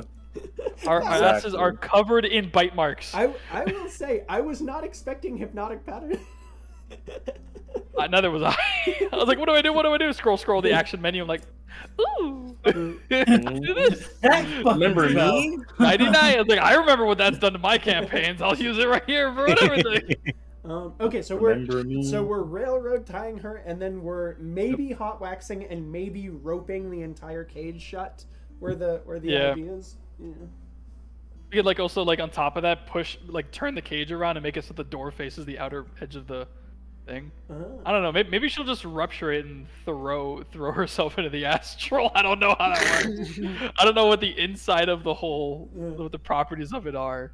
It's an extra What does it feel dimensional like? plane. It's a pocket dimension. What does the outside of it feel like? What is the As you go to tap membrane the of side of the wall, it Yeah, it doesn't in a way that's concerning. It doesn't feel in a way that upsets you. It doesn't feel. You touch it, and there's like it is truly. It doesn't. It doesn't. It is truly like. What is? Okay, man. I broke the GM. You'll be okay, man. It's like putting your hand against Jello, but not pressing at all. So it's just truly like an immobile substance that should, but you can't see it. You can't. So it doesn't. Like it's not there, but like it's just like the edge of that reality. Yes, exactly. Like my hand's pushing against something, but it doesn't really give a feedback. It doesn't push back quite. Yeah, there's no sensation other than I can't like pressure back against the rest of the arm. I don't like it. Ooh. Ooey gooey. Maybe let's not. I don't know. I don't know. Is it like interactable? With Do I just instantly TPK if I like stab it and see like what happened? Like, Sheesh. I'm gonna get out of the hole. I'm not messing with the magic bullshit. Just poking at this, and Kidru like that's not a good idea. I don't know if you should be doing that. So what's the worst that can happen as everybody starts leaving the hole? I mean, like, we just topple those spears over. We're traveling with this thing. I feel like we should know what happens. It's like, you're right, we should. I'm just gonna back out slowly. Good luck, buddy. Here's how she opened up the portable hole from the inside. Oh, what was that? Yeah. How is she? It's a strength check, so I think it is just you reach to the top where the ground would be, and you're pressing against it until like it just pops back. Okay, so open. when it's closed, there is a permeable spot membrane. where you can. Yeah. I did not know that. I actually didn't see that in the portable hole inventory thing. Yep, that's why she was able to get out. Simple strength check. Oh. It's not that much even. It's DC 10. You know. That's it. Mm-hmm. Or DC 50, regardless, whatever it was.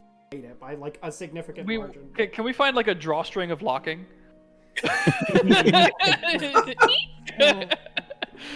Just no. No. Okay, so she is railroad tie to her, tie her on the cage. Are you hot waxing or no? Might as well. I mean, yeah, I can. We got a candle. You said that lasts for a minute. So as that starts heating up, she is tied down on. I do. I just spend an entire candle just like but you ruining that lock. You hear as it starts because it takes a little bit of time to to start like dripping as it goes. You hear, oh, that was unpleasant. Really? I've never been on the other side of it. Yeah, it's like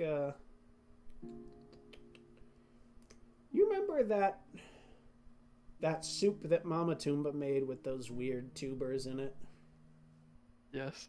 It was like that, but like bad. I was about to say, because it was a weird texture, but that was delicious.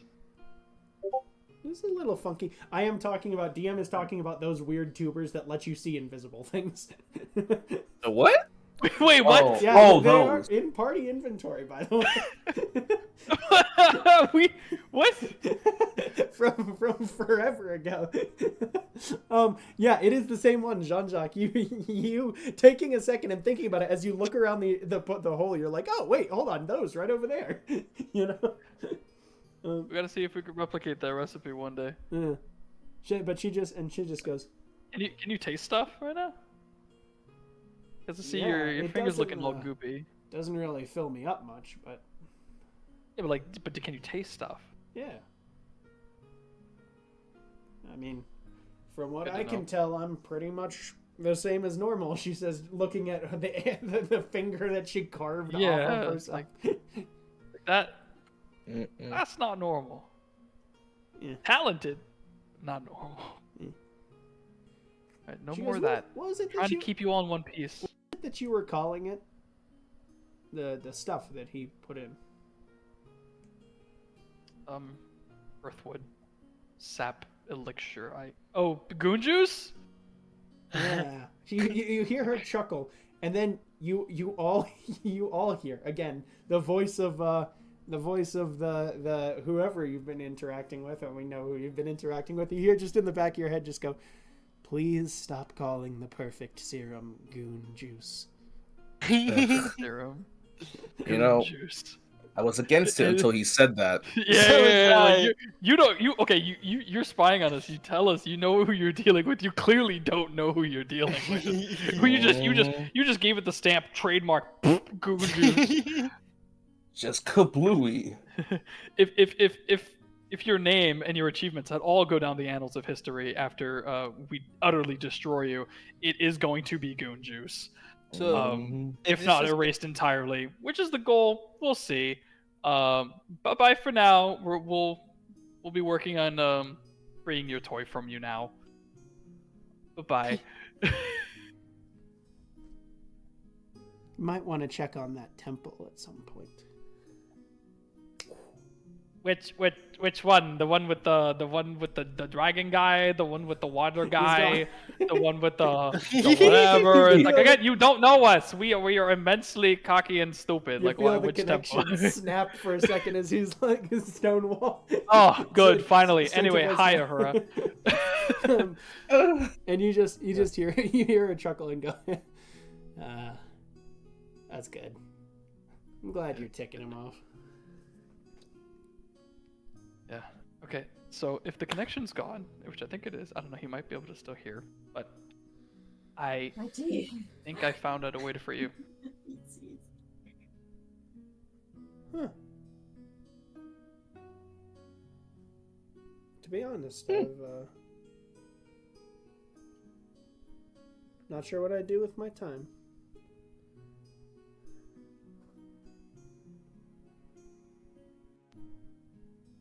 And for that moment sits with you for just a moment, Jean-Jacques, of like, this is a person who, from childhood to now, has known nothing but war and the limited amounts of peace that she has ever known.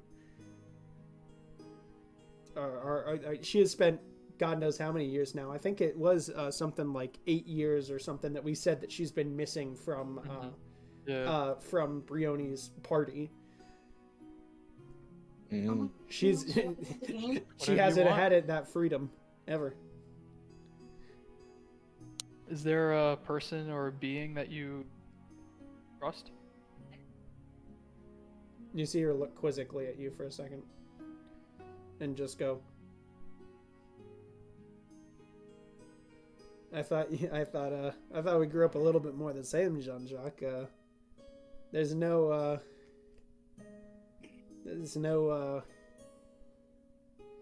I doubt there's any god that could make a promise that I could trust.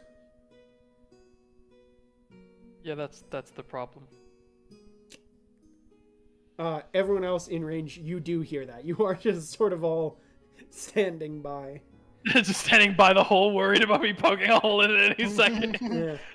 Yeah, I'm mostly like, I think at this point, Brush actually was standing outside, like near the whole entrance. Yeah. But with the rifle in his hands, in case she runs out, he can just pop one into the back of her head as she makes it out. I'm just melting it onto the log. Yeah. I'm just like filling the mechanism with this thing with wax. Yeah. Mm. Do you trust me? Insight check. All right. Ooh, fascinating.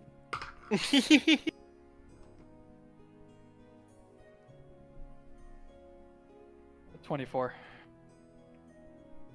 God, that's a great. Ooh, big roll. So 20, John-Jack doesn't 20, trust John-Jack, 20 gets so you that's most. I will say 20 gets you most things. 25 gets you everything. Oh! So we got a point. Wait. He does and I do. I think I do. No, that's one of the cats freaking. Oh yeah, I -3'd for outing the fool. Yeah, I'm out of points. I've got one. You got one. Thank you, buddy. We'll put it to everything. As Hector sort of All like right. steps in, pats you on the shoulder, you boing.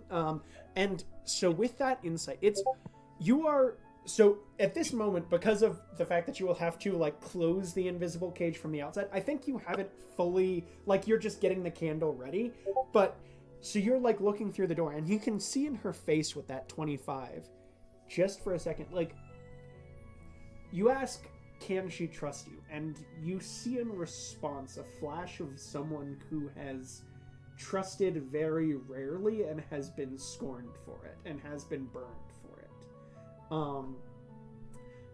You do, however, with that, there is also with a 25, there is, it's hard because there are times where she seems to be goading you, like she's almost like giving into the situation a little bit, right? Yeah. But with that, you think it's her making the best of the bad scenario, and you do sense that, like, that there is, even though this is a person who has known nothing but war for a number of years now, as a secret assassin for whatever this force is, right?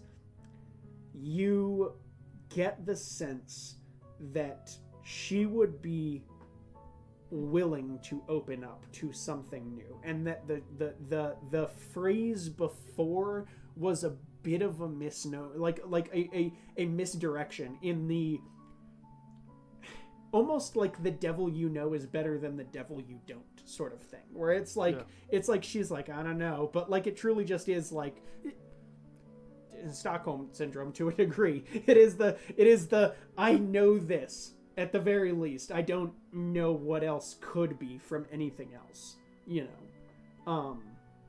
And that's what you get with the 25. Yeah. Do you always feel him when he's there? Or do you feel him even when he's not? Yeah.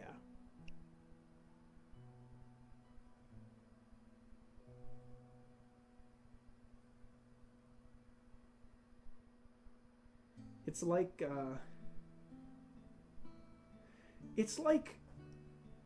the difference between kind of darkness and true darkness. Even when there's no light that you can see, you can still feel the difference. And I've never gotten true darkness.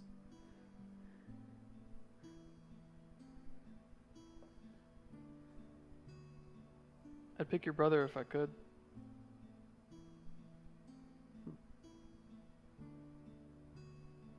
You watch the mask slide back across her face just a little bit from that. Not in that, again, with the 25 lingering over, not in that it was the wrong thing to say, but in that she does not seem ready to confront that reality for some reason. Yeah. I haven't found him yet. Still looking for all the tree kids.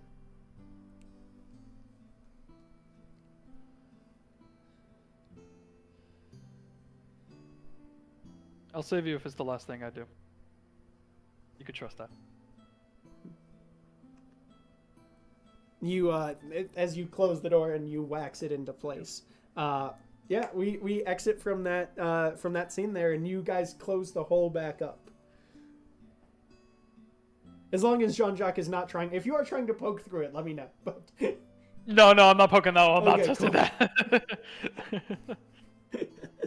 that. Yeah, so you guys exit back onto the street of Sapia. It does appear, you don't appear to have, everyone that was outside, you know, you've sort of been keeping watch. It doesn't look like anyone, because you were still kind of in this alleyway, and there are people, like, walking by but not looking down. It seems like it's one of those things where, like, nobody has spotted the giant fucking Looney Tunes hole on the wall, because because nobody's just looking to their right down a random alleyway. You know what I mean? Yeah. So yeah, you guys exit out and you are good to go. Interesting to know that the gravity swaps depending on the orientation of the hole's opening. Non-opening. Turn her Makes sense. I sideways, like she it, though. slides down the hole. Which that means if we put it on a ceiling, it dumps all its contents. Oh dear.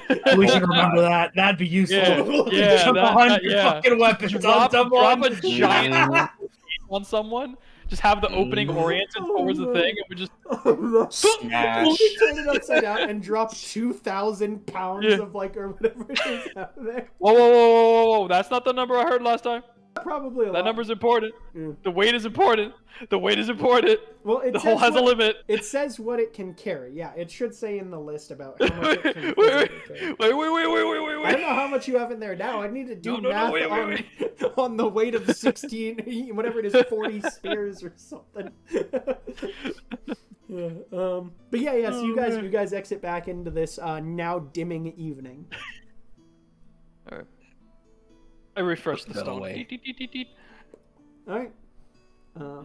And you guys, I'm guessing, are you? So you have still a little bit of time. It is getting to probably like.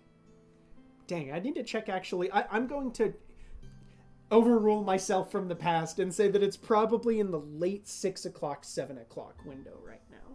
Yeah. Right. So there okay. are people that have like finished going home. There are a few people that are still out and about, but not many. But if you guys want to try and get to Malachi this evening before tomorrow, before Heridian starts, it would need to be like, you need to go quick and you need to hope that he's still at the office this late on. Yeah. But Still probably for the best. right, wonderful. So you guys are going to your sneak in. Oh wait, do we need to? No, I don't think anyone needs to stealth. Besides, We had a place to sleep, right? I think we've sorted out the whatchamacallit by now. what, the hiding or the? The blending in. Yeah. So you guys, I think, so honestly, I think it was performance is what we decided. Performance or Yeah. stealth. Or intimidation. I'll give anyone intimidation as well. But Too scary to approach. somewhere to sleep, yes. You guys do have. Let's try. Okay. You guys are set up at Bergen's right now. He's offered That's just right. to let you stay. You said deception, performance, or intimidation. Yep.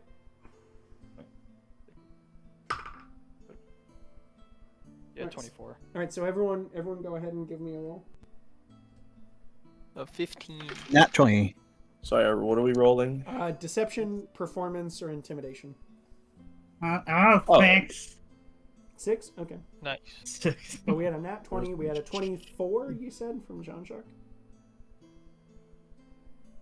Manny, what did Jean-Jacques get? 24. Yeah, 24, nat 20. Who said 15? Kidru. You said 15. Okay. And then, what was that from Uprush? 19 for deception. 19. Okay. Yeah. So you guys are able to the nat one from or the what was it from Hector again? 6. 6. Yeah. The 6. 5 on the dice plus 1 in charisma. Yeah. Thankfully, not a nat 1. So you are able to the nat 20 from this is Drake. Adrian. Yes. Yep. Is just able to pat him on the shoulder and move along. And if you want the full number, it's 29. Yeah. No, yeah. I've been saying I do have to add like physically just a chat where it literally is just Drake. Ariel. Drake. Ariel. Drake. Oh, that would be Drake. helpful. Ariel. Yeah. Low-key. Yeah. And so you guys just right click and change your username. Yeah, change the server name. Yeah.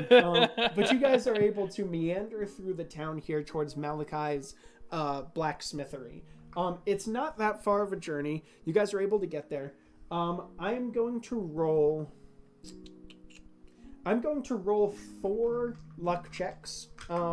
We just need one of them to be higher than a 10. Okay? Okay. All right. I hope it's not a The D6. first 3 will be rolled with a D8. Yeah. And then who is this? Oh, that's a 3. Okay, so there is one success. It is coincidentally.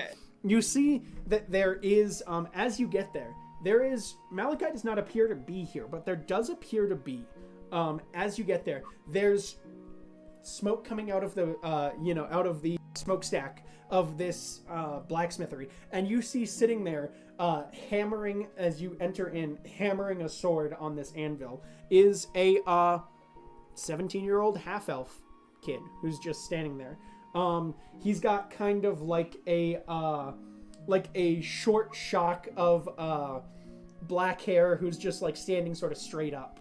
And he's just ting, ting.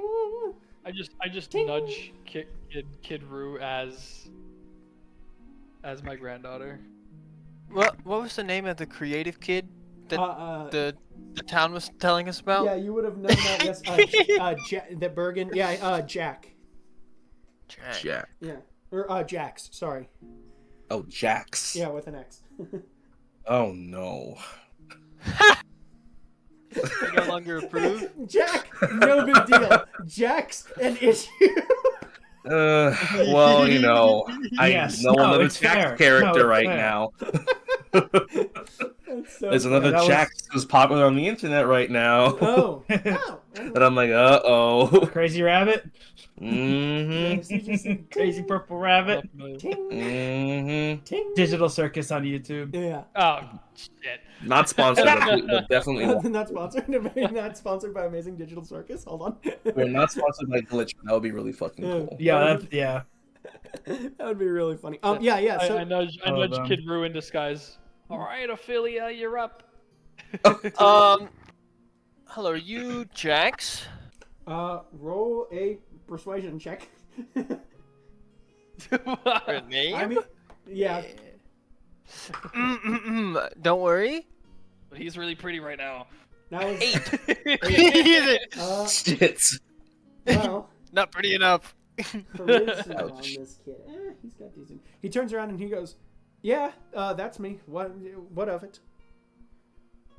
Is Malachi around? He takes a second and he goes, no, I mean he's gone home for the night.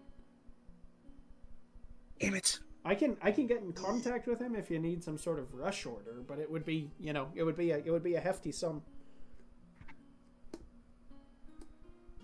What are we thinking? A rush order? Tomorrow? I mean, He does. this is a pressing matter.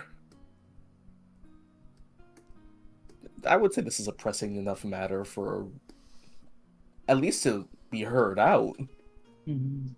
That's fair. Are you able to get Malachi here by chance? Yeah, it'll just be as easy as he sort of walks over. You see that there's a button on the wall, like well, not a button, but like sort of a cup that's been like placed.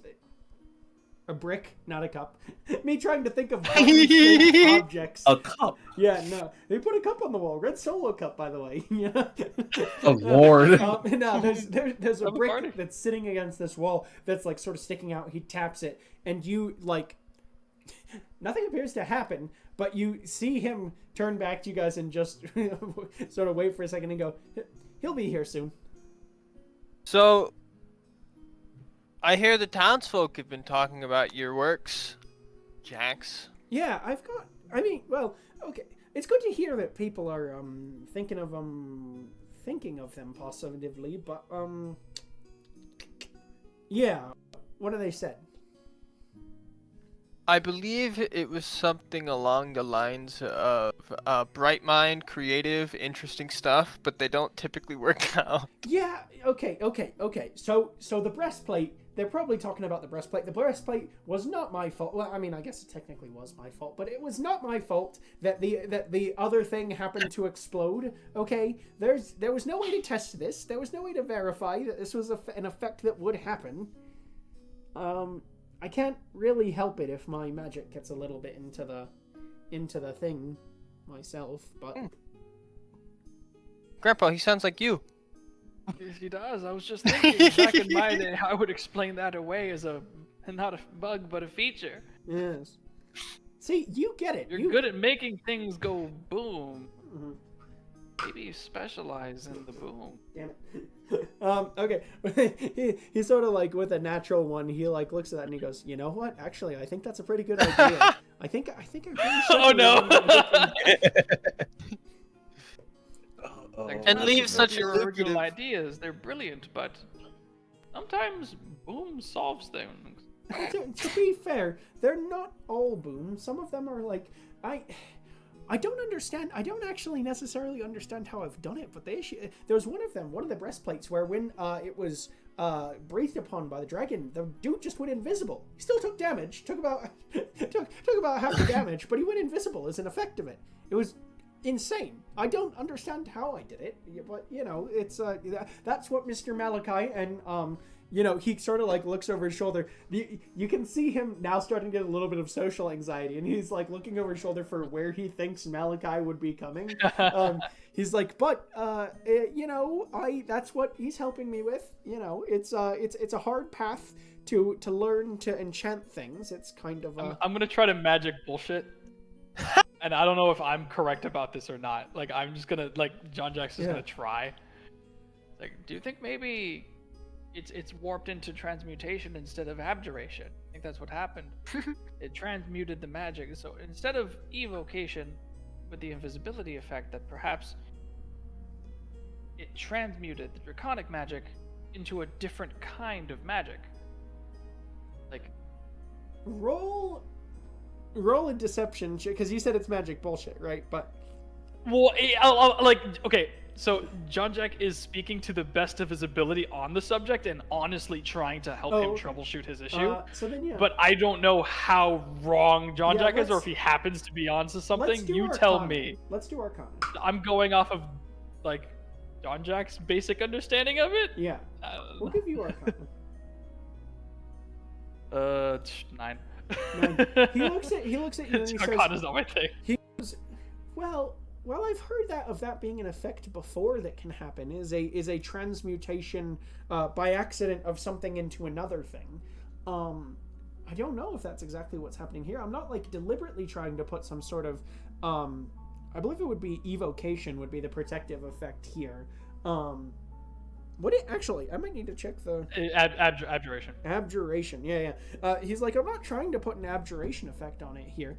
I mean, am I? I guess technically speaking. To be honest, I think I'm normally trying to put transmutation on it to transmute it into a less harmful thing, and then actually that could be it. Is I could have transmuted the transmutation. That might have been what happened. Like accidental, incorrect transmutation. Huh.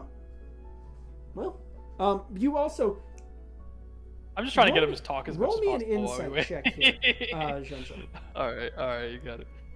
Actually, also, let's do... Oh. Drake also gets an insight, and Kid Roo gets an insight with disadvantage from Kid Roo.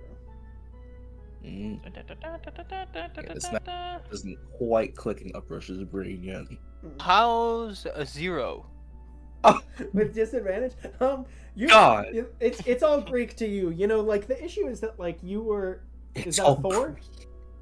22. 22? Okay. Like,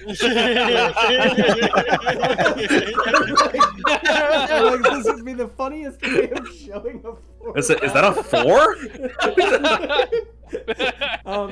Yeah, I mean, couldn't believe it. The magic. You didn't mess around with the magics too much as Kid Roo in the army. You know, you had other people that do that for you. You know, you were just like into the fray. You know, tactician, etc., etc. But yeah, the magics weren't really your forte. What was that from Drake? 21. 21. My 22 and 21. You guys know this from traveling with each other a little bit. It's hard to describe, but you think he's describing that he is in some way, shape, or form a sorcerer, and that it is hard to maintain control of his magics. Right? It's like it was sort of a shot. Yeah, it was sort of a shot in the dark of like, well, there have been some wizards, not a lot. Most of them barely know anything. You noticed, actually, coincidentally, while you were at Bergen's house when he was casting sending, or casting message. That's not obviously fighters can't really do a lot with that. Yeah. Kid Roo, you know that he trained a little bit in Magic Initiate at some point. Um, and so you're thinking about it, and you're like, well, if there aren't a lot of wizards around, and he's clearly not a warlock, and like He doesn't know what he's doing. right, doesn't look like a he's bard. kind of feeling it out. Yeah, probably a sorcerer who's just trying to understand how to bring his magics in line with an enchantment-based craft, which is not something that sorcerers would normally partake in. You know? Yeah, so anyway, as you're doing that, you actually notice, that Malachi comes walking up the path, and I want to study with him. Kidru, you see this... One of my guys is a sorcerer. I might use that. You see an elderly, squat, man. I believe. Let me actually pause champ. Malachi. I'm trying to remember what I. Yeah. I think he's just a dude. I was trying to remember whether I made him any, like hobbit, halfling, etc. Anyway, so you see this cranky old like man, just come like wandering up this up the road here, and you see him going. When the devil is so important that I would be called back. I had just started going to bed. It's never. And you're just hearing the sounds of muttering, and you hear Jax go. You haven't gone to bed yet. You've barely gotten home at 7 o'clock. My Christ. And like. He's just like I was getting started. I sat down to put on my evening porridge, and he turns and he looks at you guys and he goes, "What?" Thank you, Malachi, for showing up. Such a late hour. Roll coincidentally, roll a deception check here, because it does occur to me one thing that we have not been saying at all. Oh. Oh dear. A 22. Okay, good. You do notice that Malachi comes onto this, where he goes, with a natural 20, by the way, Malachi goes, Rue, you fuck, what do you want this time? Wow, that didn't take very long, did it? Shh, we'll talk inside. We are inside, are we not? You're sort of. I mean, it's a little bit of like an open, like they have an open like air door to let the heat out, but there are like some little small like offices, so to speak, back behind the shop. We speak in your office. He goes, all right. Is there a private room we can speak in? Yeah, he goes wandering off. Meanwhile, he's like, anyway, they said that you were some sort of criminal, and then they said you were dead, and like that just seems totally out of left field. Like he is saying this just at normal volume as he's walking away here. All right, I drop my disguise. Yeah. Meanwhile, Jax freaks out and just goes, hold on. You call. Wait. And then he turns and he looks at you and he goes, "That's the general. Hold on, that's the general." And Malachi goes, "Yeah, shut up. We knew that already." Yeah, where you been? He just goes, "Honestly, boy, you'd think your head wasn't strapped to your fucking shoulders." Yeah, like. Sorry for tricking you. Yeah. By the way, like I haven't really described him. Hunchback. Like sort of leaning forward. He's got like he's still like barrel chested. You can tell from all these years of like working on the forge. But it's like he's gone bald. It's sort of like this this just mass of what are the little fucking like moles and shit called that people get on liver spots? Liver spots. Yeah. He's like He's just, and he like wanders back in and he turns to you guys and he goes, he adjusts his little, he has some little teeny tiny spectacles. He adjusts his little spectacles and he goes, "Yeah, boy, we knew it was the general already. Hi, what do you need?" Also, should I be reporting? I don't know. I'm to be honest, I haven't really heard too much of an update. Preferably not. No. Look, I understand that you like to keep things quick, so we'll keep it short. Okay.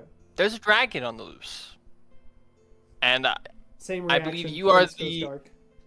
I believe you are the #1 expert to aid us in ridding this land of it. Fuck yeah, I am. I like this guy. He goes, He goes, right. Unwavering. So, I mean, it's gonna take a little bit. And where did you see this dragon? Where was it? Is it? Do I need to? I mean, because I need to call the. If it's nearby, I've got to call. I've got to report this upward. We believe it's in Calcare, but none of us have actually seen it. Okay, yeah, fuck that. And so like he goes, okay, so it's gonna take a little bit of time because I'm gonna need to manage to source a dragon's bladder from someone. I'm gonna need to figure out the runes. I'm gonna need to take a what? Whip it onto the table. Slam. So wouldn't you have it? He goes, We actually came prepared. he goes, Radiant. Can you surprise a guy with this kind of work? I mean, Jesus, just out of nowhere, you can tell inside, you can tell that he's glad that it's a piece of work that he doesn't have to do. Meanwhile, Jax he's just walked over to Kid Root and he is just staring at him, by the way. Just like full, like, admiration. It's like, imagine you walked into your work at Pet Supermarket and you saw Abraham Lincoln just standing there. Like, it's truly Wow. What? It's like For some reason, everyone said he was dead. yeah. That would be crazy. I thought you were old and dead. Yeah, he's just like staring at you with like open like, huh? Yeah, you know. Meanwhile, Malachi's like, okay, so did you bring me? You brought me a little. You brought me the vial. Did you bring the vial? We have no vial. You have no. How am I supposed to build some fucking dragon armor without the vial? Well, I had a pitch of my own. Okay. You seem, we'll say, attached to where you work. You don't travel much. It doesn't seem like you'll really want to head out anywhere. He gestures at his like humpback and he goes like, yeah, you think I'm going long distances nowadays? Too old for that shit. Yeah. So I was wondering if we would be able to borrow one of your apprentices, per se, to come and get the vial with us. You Since watch immediately on a nat one. You watch Jax's face light up and go, me. Hold on, boss, please. And he goes. No, you'll fuck it up. He goes, you can't be trusted with killing a dragon yet, boy. Well, we'll never know if you don't give him a chance, right? Yeah, Jack shows a lot of promise. Have you heard the stuff that the city says about him? I heard that he accidentally melted, turns to him, stares at him, melted an entire area of permafrost with one of his faulty armor pieces. And he goes, Not a lot of kids are doing that nowadays. He's an outlier. I mean, I guess that's true, but you know. No, we got Sparky Fingers over here, and I mess with people. That's new. That's cool. Mm-hmm. You see him think on it a little bit. Insight check here, Zanja or Kidru. No, we'll give it to Kidru. Oh, Jax, okay. do you think that you can handle it? Yeah, there's a difference between wanting him and enabling him. There are two roles. No, I'm asking if he believes in himself. That's important. It's You true. know, as a sorcerer, yeah, that's very true. Yeah. You see his face. You do see his face wrestle for a moment with the gravity of the situation, and he just goes, I mean, boss has been teaching us well. We've been assisting on the enchantments. If it's not too, if it's not too different from what I've been doing usually, I imagine so. I'll be real with you, son. I have no idea what you do. You see Malachi. Some dragon armor. So what was the insight there, Kidru? I got a 14. 14. Malachi's face is a little inscrutable to you, but he turns to you and he goes, he actually turns back and he goes, he just looks Jack in the face and goes, get out. Like, Damn. and he goes, wait a second, what? We're in the middle of he goes, get out. I need to talk to him for a second. and sends Jax out. Tell no one.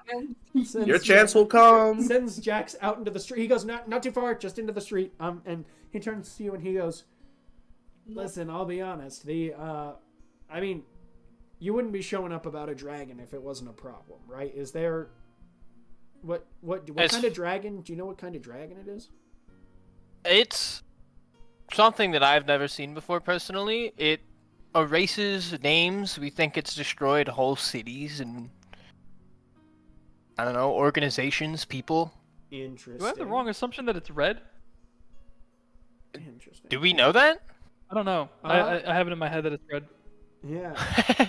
You don't know a lot about. So, hit me with a. Why do I have that in my head? No, I think No. I'm not. This is not a DM issue. I think you're right. But however, let's do a. Remind me what you just said. You said destroyed cities, destroyed. Yeah, and he's thinking. I said about it. This. Let's do a. I also mentioned that it Erases erases names. names. Yeah, he goes. Yeah. What? He goes. What town are we talking about? I've never said any of them. I don't know the towns. Someone else would have to try and say it. Hector would say one. And... Effects right now over Hector's profile portrait. Yeah. Yeah. Meanwhile, yeah, he goes, wait a second. You mean does it himself? And he goes, Exactly. It's the same reaction as Bergen. It's the what the fuck? Like, Actually, I have Hold an on, out I've- of character question. he's like, for them I've now. been there before. I've visited. How? Huh. Yep. That's what we thought too when it first happened. Okay. I mean, so clearly not normal, but it's. However, you see him start thinking about it, and he goes, "If you're borrowing one of my apprentices, is it better Yeah, to right. have one who's more prepared with the normal stuff, or less prepared but potentially better with the weird stuff?" I think You can learn a whole lot of weird stuff with us. If you were to give the job to one of your apprentices, who would you give it to? you see him think on it for a second, and he goes, I give him Greif, but the boy is capable. However, I mean, he goes, if I knew that it was a normal job, I'd give it to Mina. But May I pitch in? sure.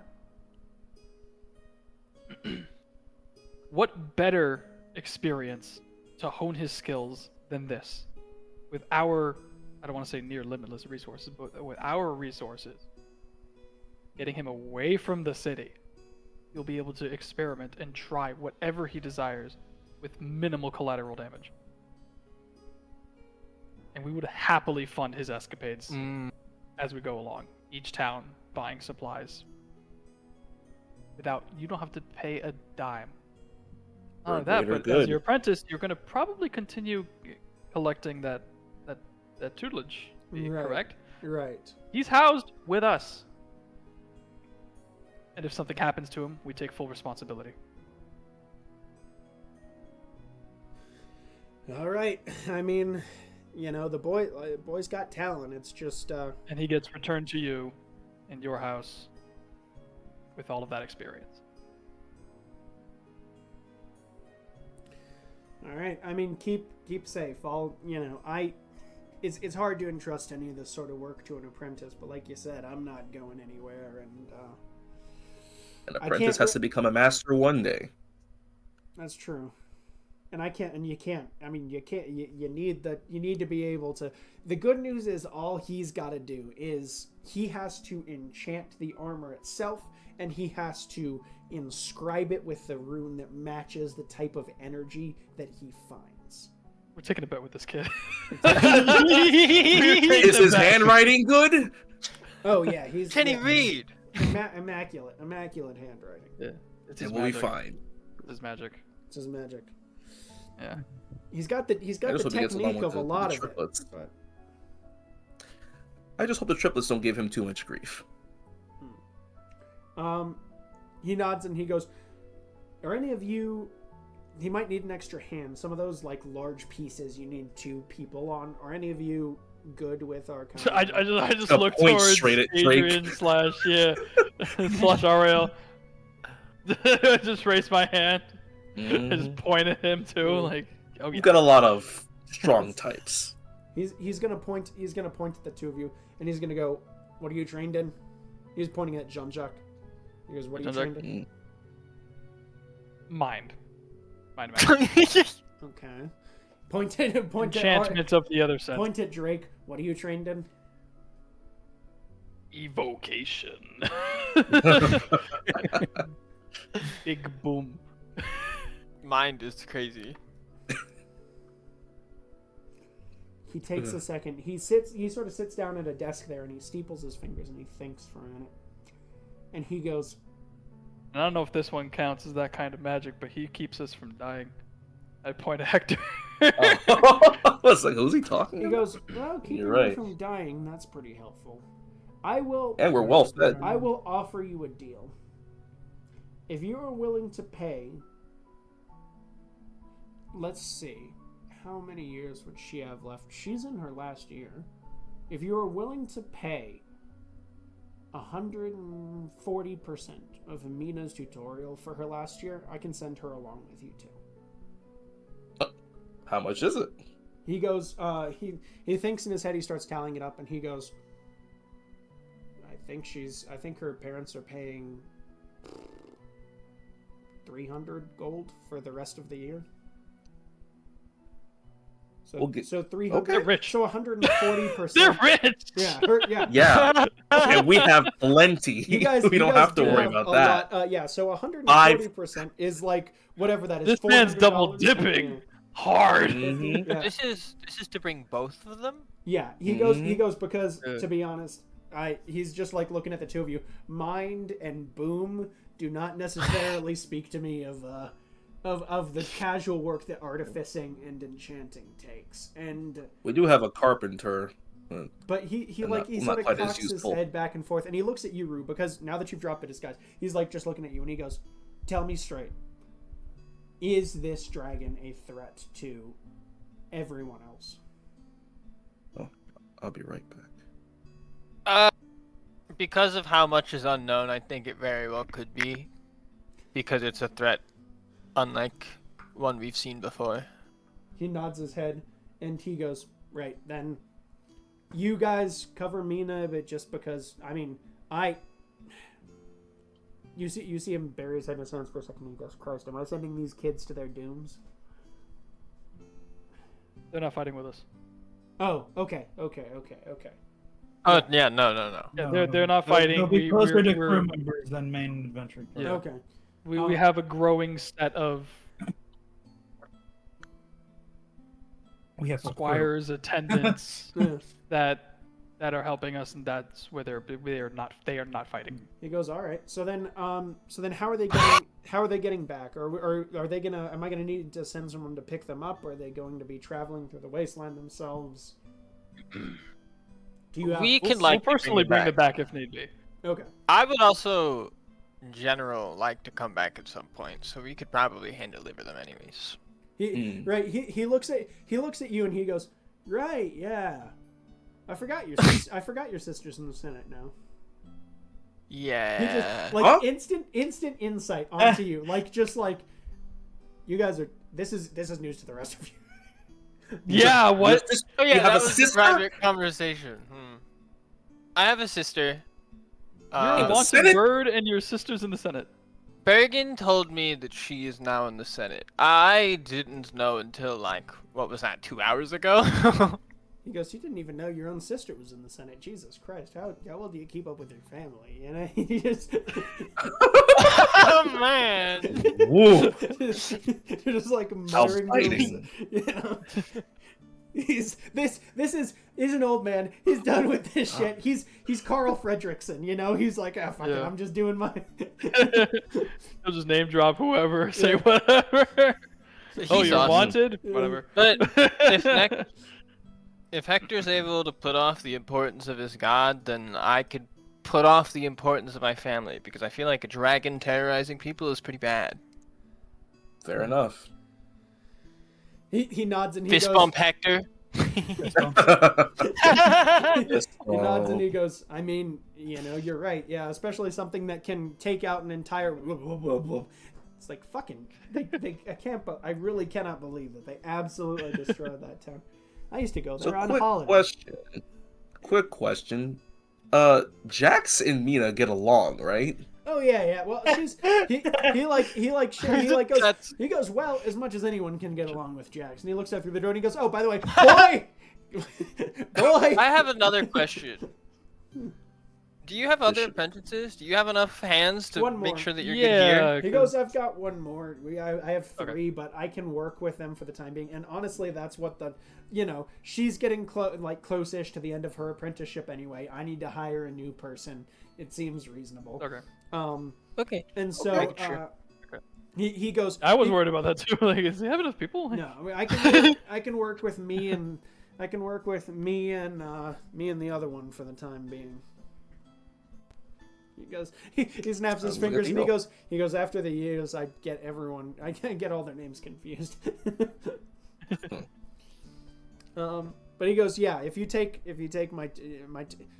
He looks at you again and he just goes, look, and everyone else can see the hate radiate across his face again. Same thing as you watch. Actually, Kid Roo, deception check. Everyone else, insight check. Ooh, okay. Amazing. Yeah. Nat 1. Story. The dice tell the story. Sheesh. Uh-oh. 17. 19. Just don't Nat 1, guys. 19. 19? Yeah. Everyone else, you pick up that same hate that flashes across Malachi's face. That was the one that flashed across the face of Bergen earlier. You see that same deep, intrinsic hate in Kid Roo for dragons for just a moment. And and with this, it's like you start to think about it and you go, if you were in a place where where dragons are so relevant. The only ever dragons that you've heard of being killed across the world have been killed in Satpia. What must the people who have lived here had to do and get up to in order to deal with these beasts? And so you watch this hate and rage flow across both their faces, and he goes, if you're dealing with some threat like this, you gotta take the best with you. We appreciate it. And he nods and he goes, I'll get, how quickly are you guys heading out by? We might have to head north and then come back. Okay. Interesting. We'll see about that. That's the plan for now, at the very least. Well, we still, as for leaving now, we would like to do it before tomorrow. Okay. Oh, as in head out of town. Yeah, okay. So in that case, shit, I need to, as Jax comes back in after he called boy a minute or two ago, he goes, yeah, go pack your shit up. And Jax goes, go pack your shit. Really, just like everything? He goes, am I taking, he starts like looking around the office, he goes, am I taking the anvil? He goes, no, you're not taking the anvil. He goes, or he starts like listing things, and Malachi has to like very slowly, he's like, shut up, and he writes down a list of like the equipment that he'll need and passes it to him, and like here, grab this, put it in a bag, and get out. He goes, you'll be back, they're covering your expenses. You're rolling with these guys. You get to go and meet the Great War. He goes, the Great War General Kidder, and he goes, shut up. like truly, it's like, it's boy who's too excited and elderly irritated mentor. But he and then he looks and he goes, should I? Yeah, I probably should. And he goes over to, you notice actually the button that was on the door, the brick button, there are 3 of them directly behind his desk in the office. And he just whacks the one on the far left, and he goes,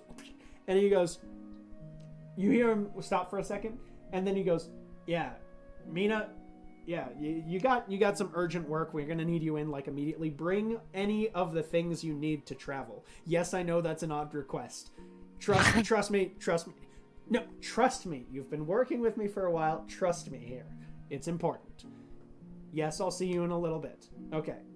He stops and he goes, she says she's going to be about an hour-ish. If you guys just want to wait here, you can, and we can shoot the shit. But, you know. Sure. I hope she's nice. Oh, she's wonderful. Great. Just an absolute, like, truly, just someone who has taken over a craft with intelligence and precision. And I think the thing we're going to wrap this in a second. Do they have straws? No, hold on. Oh, that's awesome. I thought he was talking to me for a second.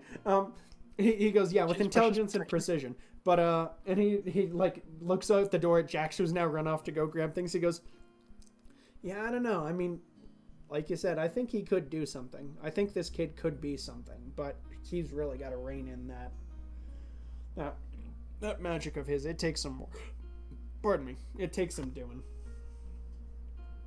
Do you know what it is? I mean, my gut instinct would be, and he said he's the same as you. He says my gut instinct would be a sorcerer, but that's simply just because I've never seen any other magician, magic user, anything of that sort be able to.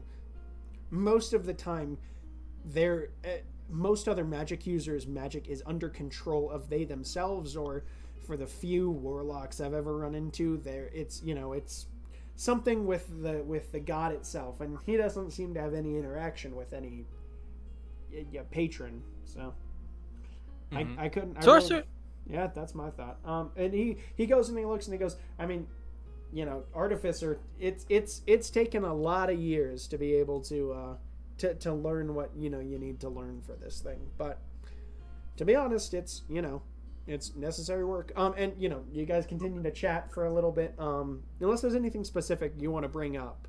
One more question that might not have an answer. Yeah. Sorcerers up north is very interesting. Do you know where his family came from? Who? Jax's family?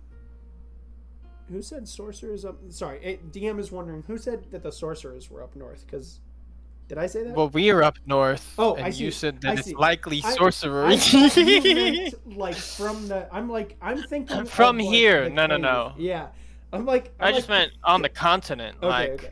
Yeah. far inland and far north. Yeah, his family. I don't know. Half elves. He goes. Half elves are also. Most of them around here are half Eladrin. They're not. Full elf. So. Oh, that's a good point too. Yeah. So my gut instinct would be that his family would. I never. They just send the checks by mail. To be honest, they never really. They never really cut them in themselves. You're quite a character, Malachi. He stops and he thinks for a second and he goes, if I had to guess, I mean probably AJ pulling up the map to remember what the name of the town is. I think it's Esber is the one I'm thinking of, but I do need to pause jump. Pause jump. Balestone map of the continent. Zooms into the Satpian Empire. Esper, super north. Yeah, he goes. Yeah, probably just south of. He goes Esber area, south of Esber, maybe.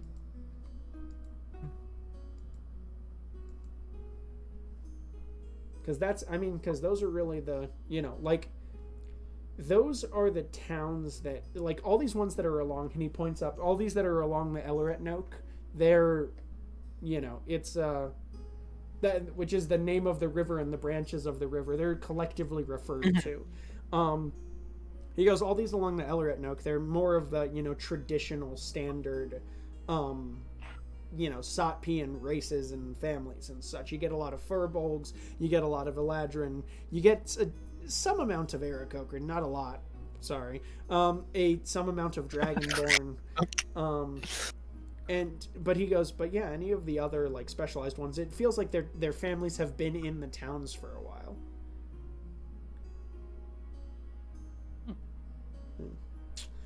And so Kid Roo, you get a history check here. We love history. Yeah. History check. Woo! 18. 18. This would. Can I close the map? Am I an idiot? Oh, that's the worst. I'm like, Damn okay. I'm done with that. Let's close the map for a second. Reopens the map. It is. Yeah. With an 18. Esber, south of Esber area, you do have a sneaking suspicion for a moment that there were a number of non-traditional, like Satpian, what is it called? Like ethnicity makeup, right? That did come up and live in the area in Botabovst and have since spread out any of the ones that lived.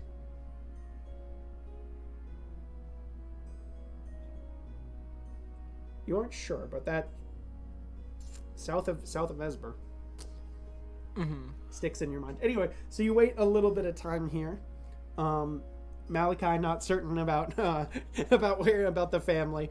And eventually you see showing up that there is a 18-year-old elven Eladrin sort of woman that walks through the door here. Like tall, very gangly, but like you moving with a lot of like grace, etc.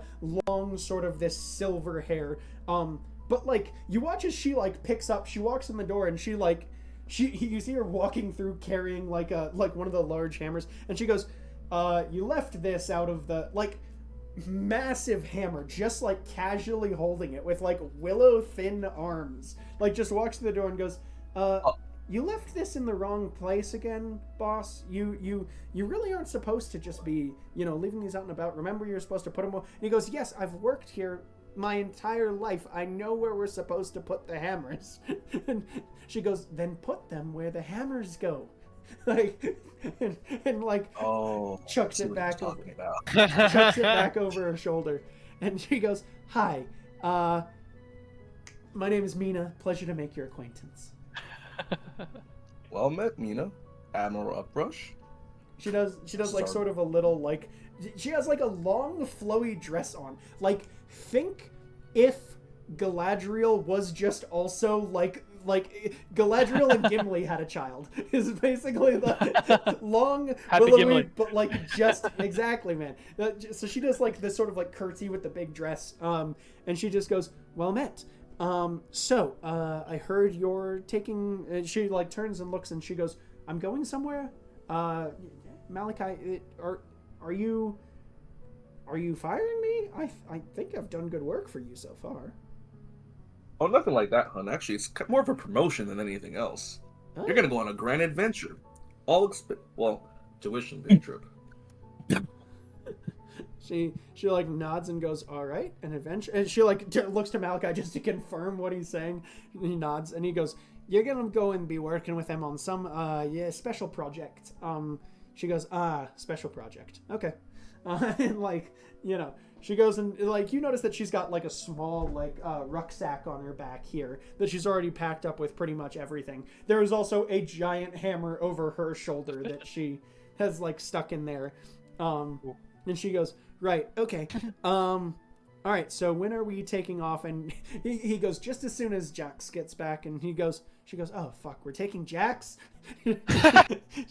He's like, Jax is all right. He's just kind of a dickhead. Don't give him too much trouble. I'm gonna look at what's this guy's name again? Malachi. Malachi.